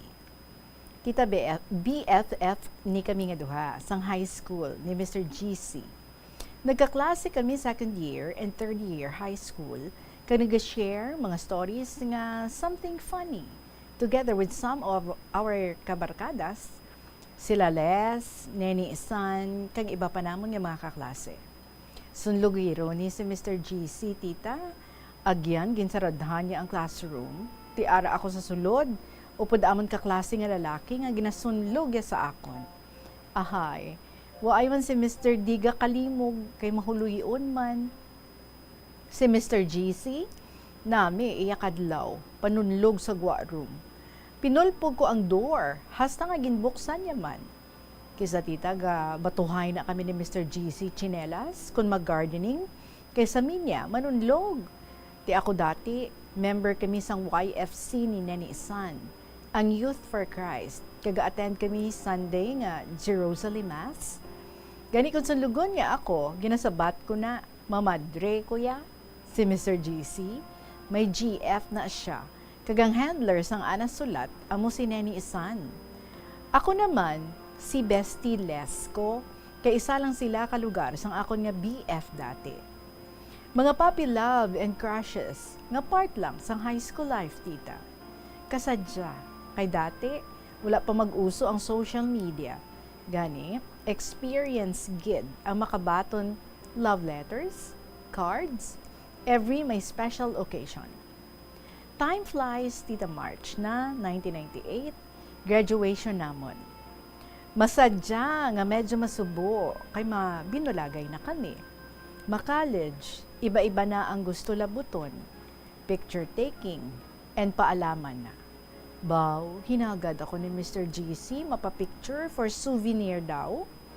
After graduation, tita, may kanya-kanya doon kami nga mga handom. Nadulaan na kami communication. Nagstay ako sa tita ko sa Batangas, kag dito ko nag-college. Si Mr. GC sa Iloilo City, sa Isaka University. After 2 years, or after 2-year course ko, tita, nag-work ako sa Batangas. Then, nag-silo sa Manila. And year 2021, nagbalik ako sa 4th District, kag nagkita ay kami liwat ni Mr. GC. Kulitan kung anong mga istorya, kag kumustahan sa kung anong mga nagkalatabo. He was still in college, taking another course, tita, kag nag-board lang siya sa city. Kis a coincidence nga magkasakay kami sa jeep, kag nalibre na ako pamasahe. Pero gakabit na sa kay gutok, wala na pulungkuan, kay ginahatag ang space sa mga babae. Daw may something na ako nga na-sense sa iya. Sa una, nahuya pa siya mag-amin, pero naglakas loob man, nga more than friends, BFF, kabarkada. Daw gusto niya, serious relationship daw, tita. Sa una daw nakibot man ako, kay pahamtang man akong buot, since then, nga close friends kami. After a month, tita, nga kisaga na sugat dulong na ako sa work, snack time together kung free time, kag wala siya klase. Naglakas loob mag-amin. Kag, naging magjowa na kami. Nag-board man ako sa balay sang akong friend, kay ga-work na ako una sa La Paz, then nagsilo sa city, kag nakastart man dayon sa isa ka mall sa Mandurrial. Ginaupdan man ako na ni Mr. GC, tita, nga mag-submit sang ako ng mga papers. About, tita, isa lang kami ka-department sang iya nga ex, nga kaklasiko, kag friend ko man sang high school kami. Okay lang man, kay life must go on. Upod man kami nag-attend sang department Christmas party. Upod ko man si Mr. GC. Hasta nga natapos ko akong contract sa mall, kag nag-decide ako nga mag-apply Singapore para nga makabulig man sa akong nga family, kag para matapos ni Mr. GC ang iya course nga malayo kami nga duha sa temptasyon. Kay tita gusto namon ma-reach ang age nga 28 kag mag-settle down. Year 2023 ako nag-apply Singapore hasta nga nag-end 2008. Wait lang, kasi 2013. Ano ni? 2003 siguro, okay. Year 2003. Am na guro namin mo, no? 2023, diri imo ginbutang. Anyway, year 2003 ako nag-apply Singapore hasta nga nag-end 2008. Nalampasan man namon ang tanan nga trials, bisan nga LDR kami, kag talagsa lang makapag-communicate sa isa kag isa, paagi sa sulat, payphone, kag kung kisa, siya man ang gapangita time, nga makatawag, kay super strict ako na ama, kag may pagkamaldita ugali. Tita, super supportive ni si Mr. GC, wala bisyo, way ga inom makahulubog, kag waay man gasigarilyo. May mga ups and downs man kami sa among nga relationship. Hindi malikawan, may mga misunderstandings man. Pero masettle man namon dayon, kay waay niya man ako ginapatulan. Iya siling, nga kung may problems kami, isettle namon. Kag hindi doon pagpabosan or tulugan. Kinahanglan, i-fix git before magtulog. After niya makagraduate, tita, nag-apply siya mag-work, kagabulig man sa iya parents sa ila umahan. All around ni siya, tita. Para sa akon tana, amon perfect superman. Kay tanan nga obra, basta kaya niya, go lang siya. February 18, 2009, nag-civil wedding kami sa Iloilo Hall of Justice. Kag July, nagbata ako sa amon nga firstborn girl. After a year, January 2011, nagbata naman ako sang second child namon nga boy. December 25, 2017, nag-church wedding kami, dya sa amon nga banwa.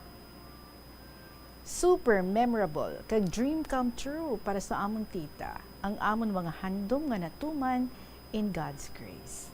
Kag ginhim makasana namon nga malambot through our prayers and faith. Waay it impossible.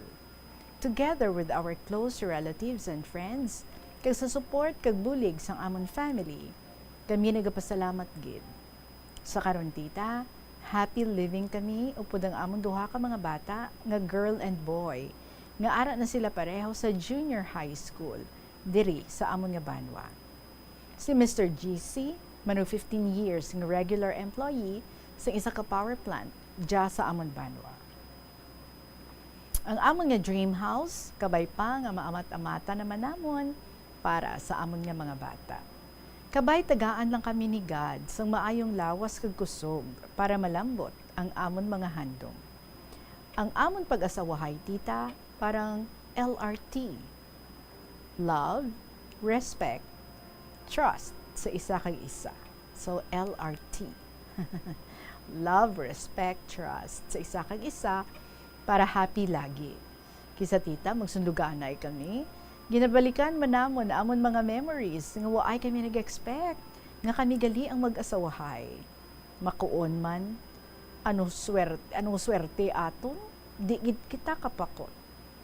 So thank you gid tita sa pagbasa sa akon nga third letter nga gin-share diri sa KLP. God bless always and more power sa inyo tanan dira sa Bombo. Sincerely yours, Bess.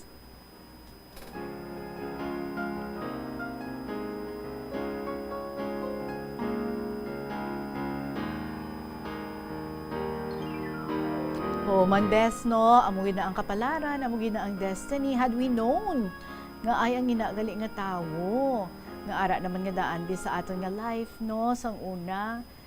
Kung may idea lang kita, ay inagali nga tawo, amo na siya ang akon nga mangin partner sa ulihi.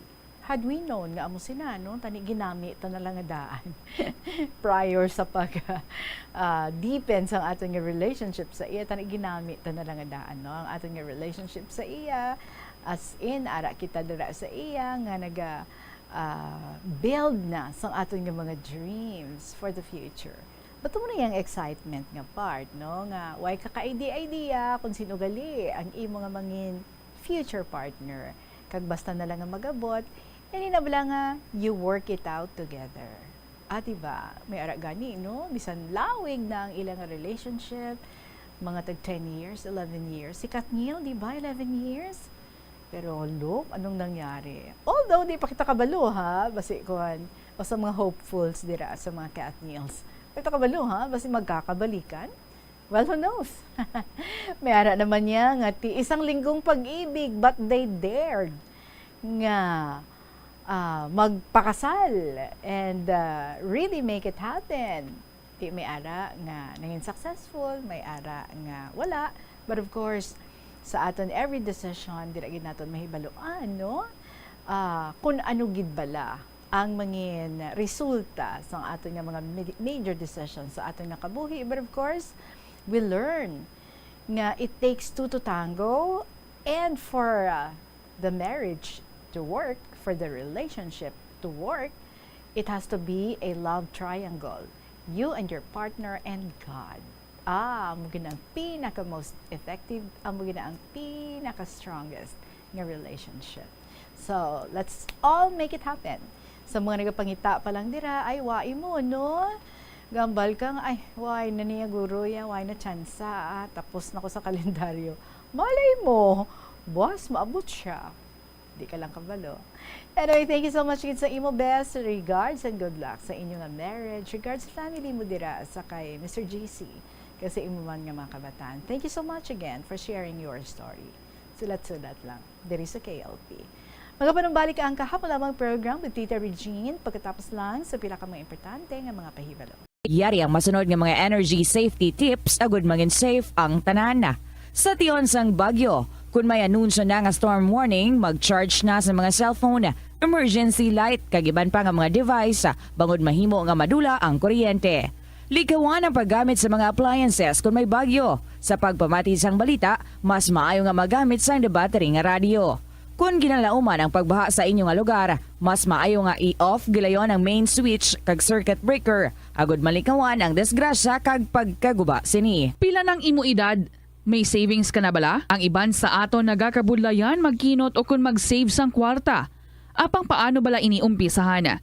I-separate ang wants kag needs.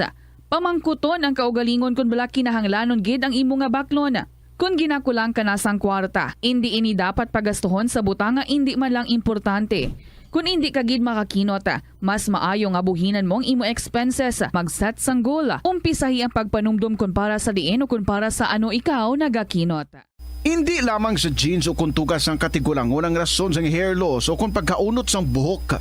Natukiban sang health expert sa South Korea nga ang hair loss ang tuga sang environmental factors. Sa bugos nga kalibutan, nagalabot sa 4.2 million ang nagakapatay bangod sa outdoor air pollution suno sa World Health Organization. Mas sobra 90% sang populasyon sa kalibutan ang nagaistar sa populated areas, sa diin ang heart attacks, aggravated asthma, irregular heartbeat kag poorer lung function ang pila lamang sa epekto sang air pollution. Madamo sang balatian ang mahimo nga maangkon bangod sa El Nino season. Gani pahanumdum sa publiko nga maghimo sang precautionary measures bangod sa tuman nga init. Kagkakulang sang tubig ang posible kabangdanan sa mga balatian, kaangay sang asthma, cholera, dengue, diarrhea, fatigue, food poisoning, heat cramp, heat stroke, sunburn, typhoid fever, kag iban pa nga balatian bangod sa pagkonsumo sang pagkaon nga apektado sang red tide. Isa man sa madata subong nga El Nino, amo ang dengue, kagagud balikawan, i-obserbar ang 5S strategy, kaangay sang search and destroy mosquito breeding sites, self-protection, kaangay sang paggamit sang insect repellents, seek early consultation sa pinakamalapit nga healthcare facility, support fogging, spraying, kag misting sa mga hotspot areas, kag sustain hydration. Ini nga pahanumdom ang ginadulong sa imo sang the #1 and most trusted radio network in the country, Bombo Radio Philippines. Basta Radio Bombo! Sa kasakuon sa mga ginikanan subong, tumalagsahon na lang kamo nagaupod bisan magkaon.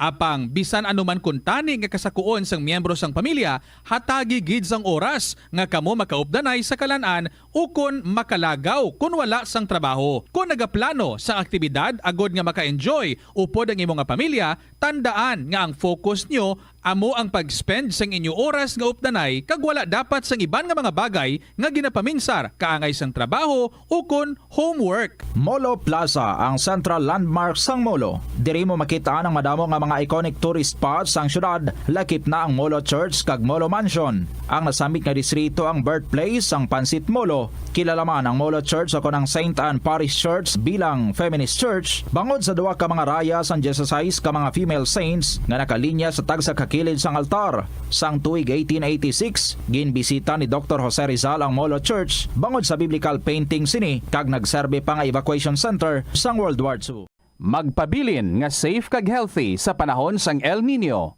Magkinot sang tubig kagamiton ini sa insakto. Takluban ang mga gintipon nga tubig agud hindi pagpangitlugan sang lamok. Likawan ang pagbulad sa init o kung magamit sang sunblock kag magdala sang payong. Magsuksok sang komportable nga bayo.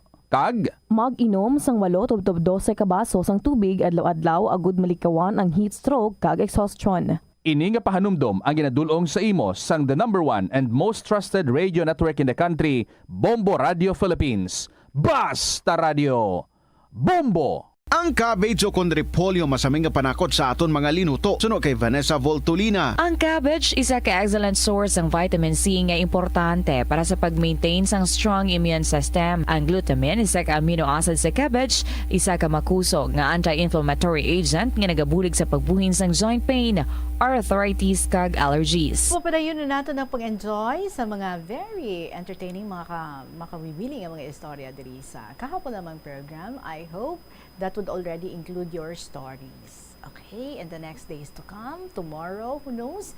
So, parigid nga mahingagaw ang inyong mga istorya, nga liwag man ipasakop diri sa kahapon lamang program. Paki-email na sa bombo_iloilo@bomboradio.info or pwede nga ginsulat ninyo and then ipadala nyo lang sa kahapon lamang program DYFM, Bombo Radio Iloilo, Sky City Tower, Mapa Street, Iloilo City. Bantayi ang inyong mga ginakalangkagan nga mga dramas diri sa Bombo Radio Iloilo. Magasunod na si Toyang Ermitania, ang Provincial Jail kag ang Dear Diary.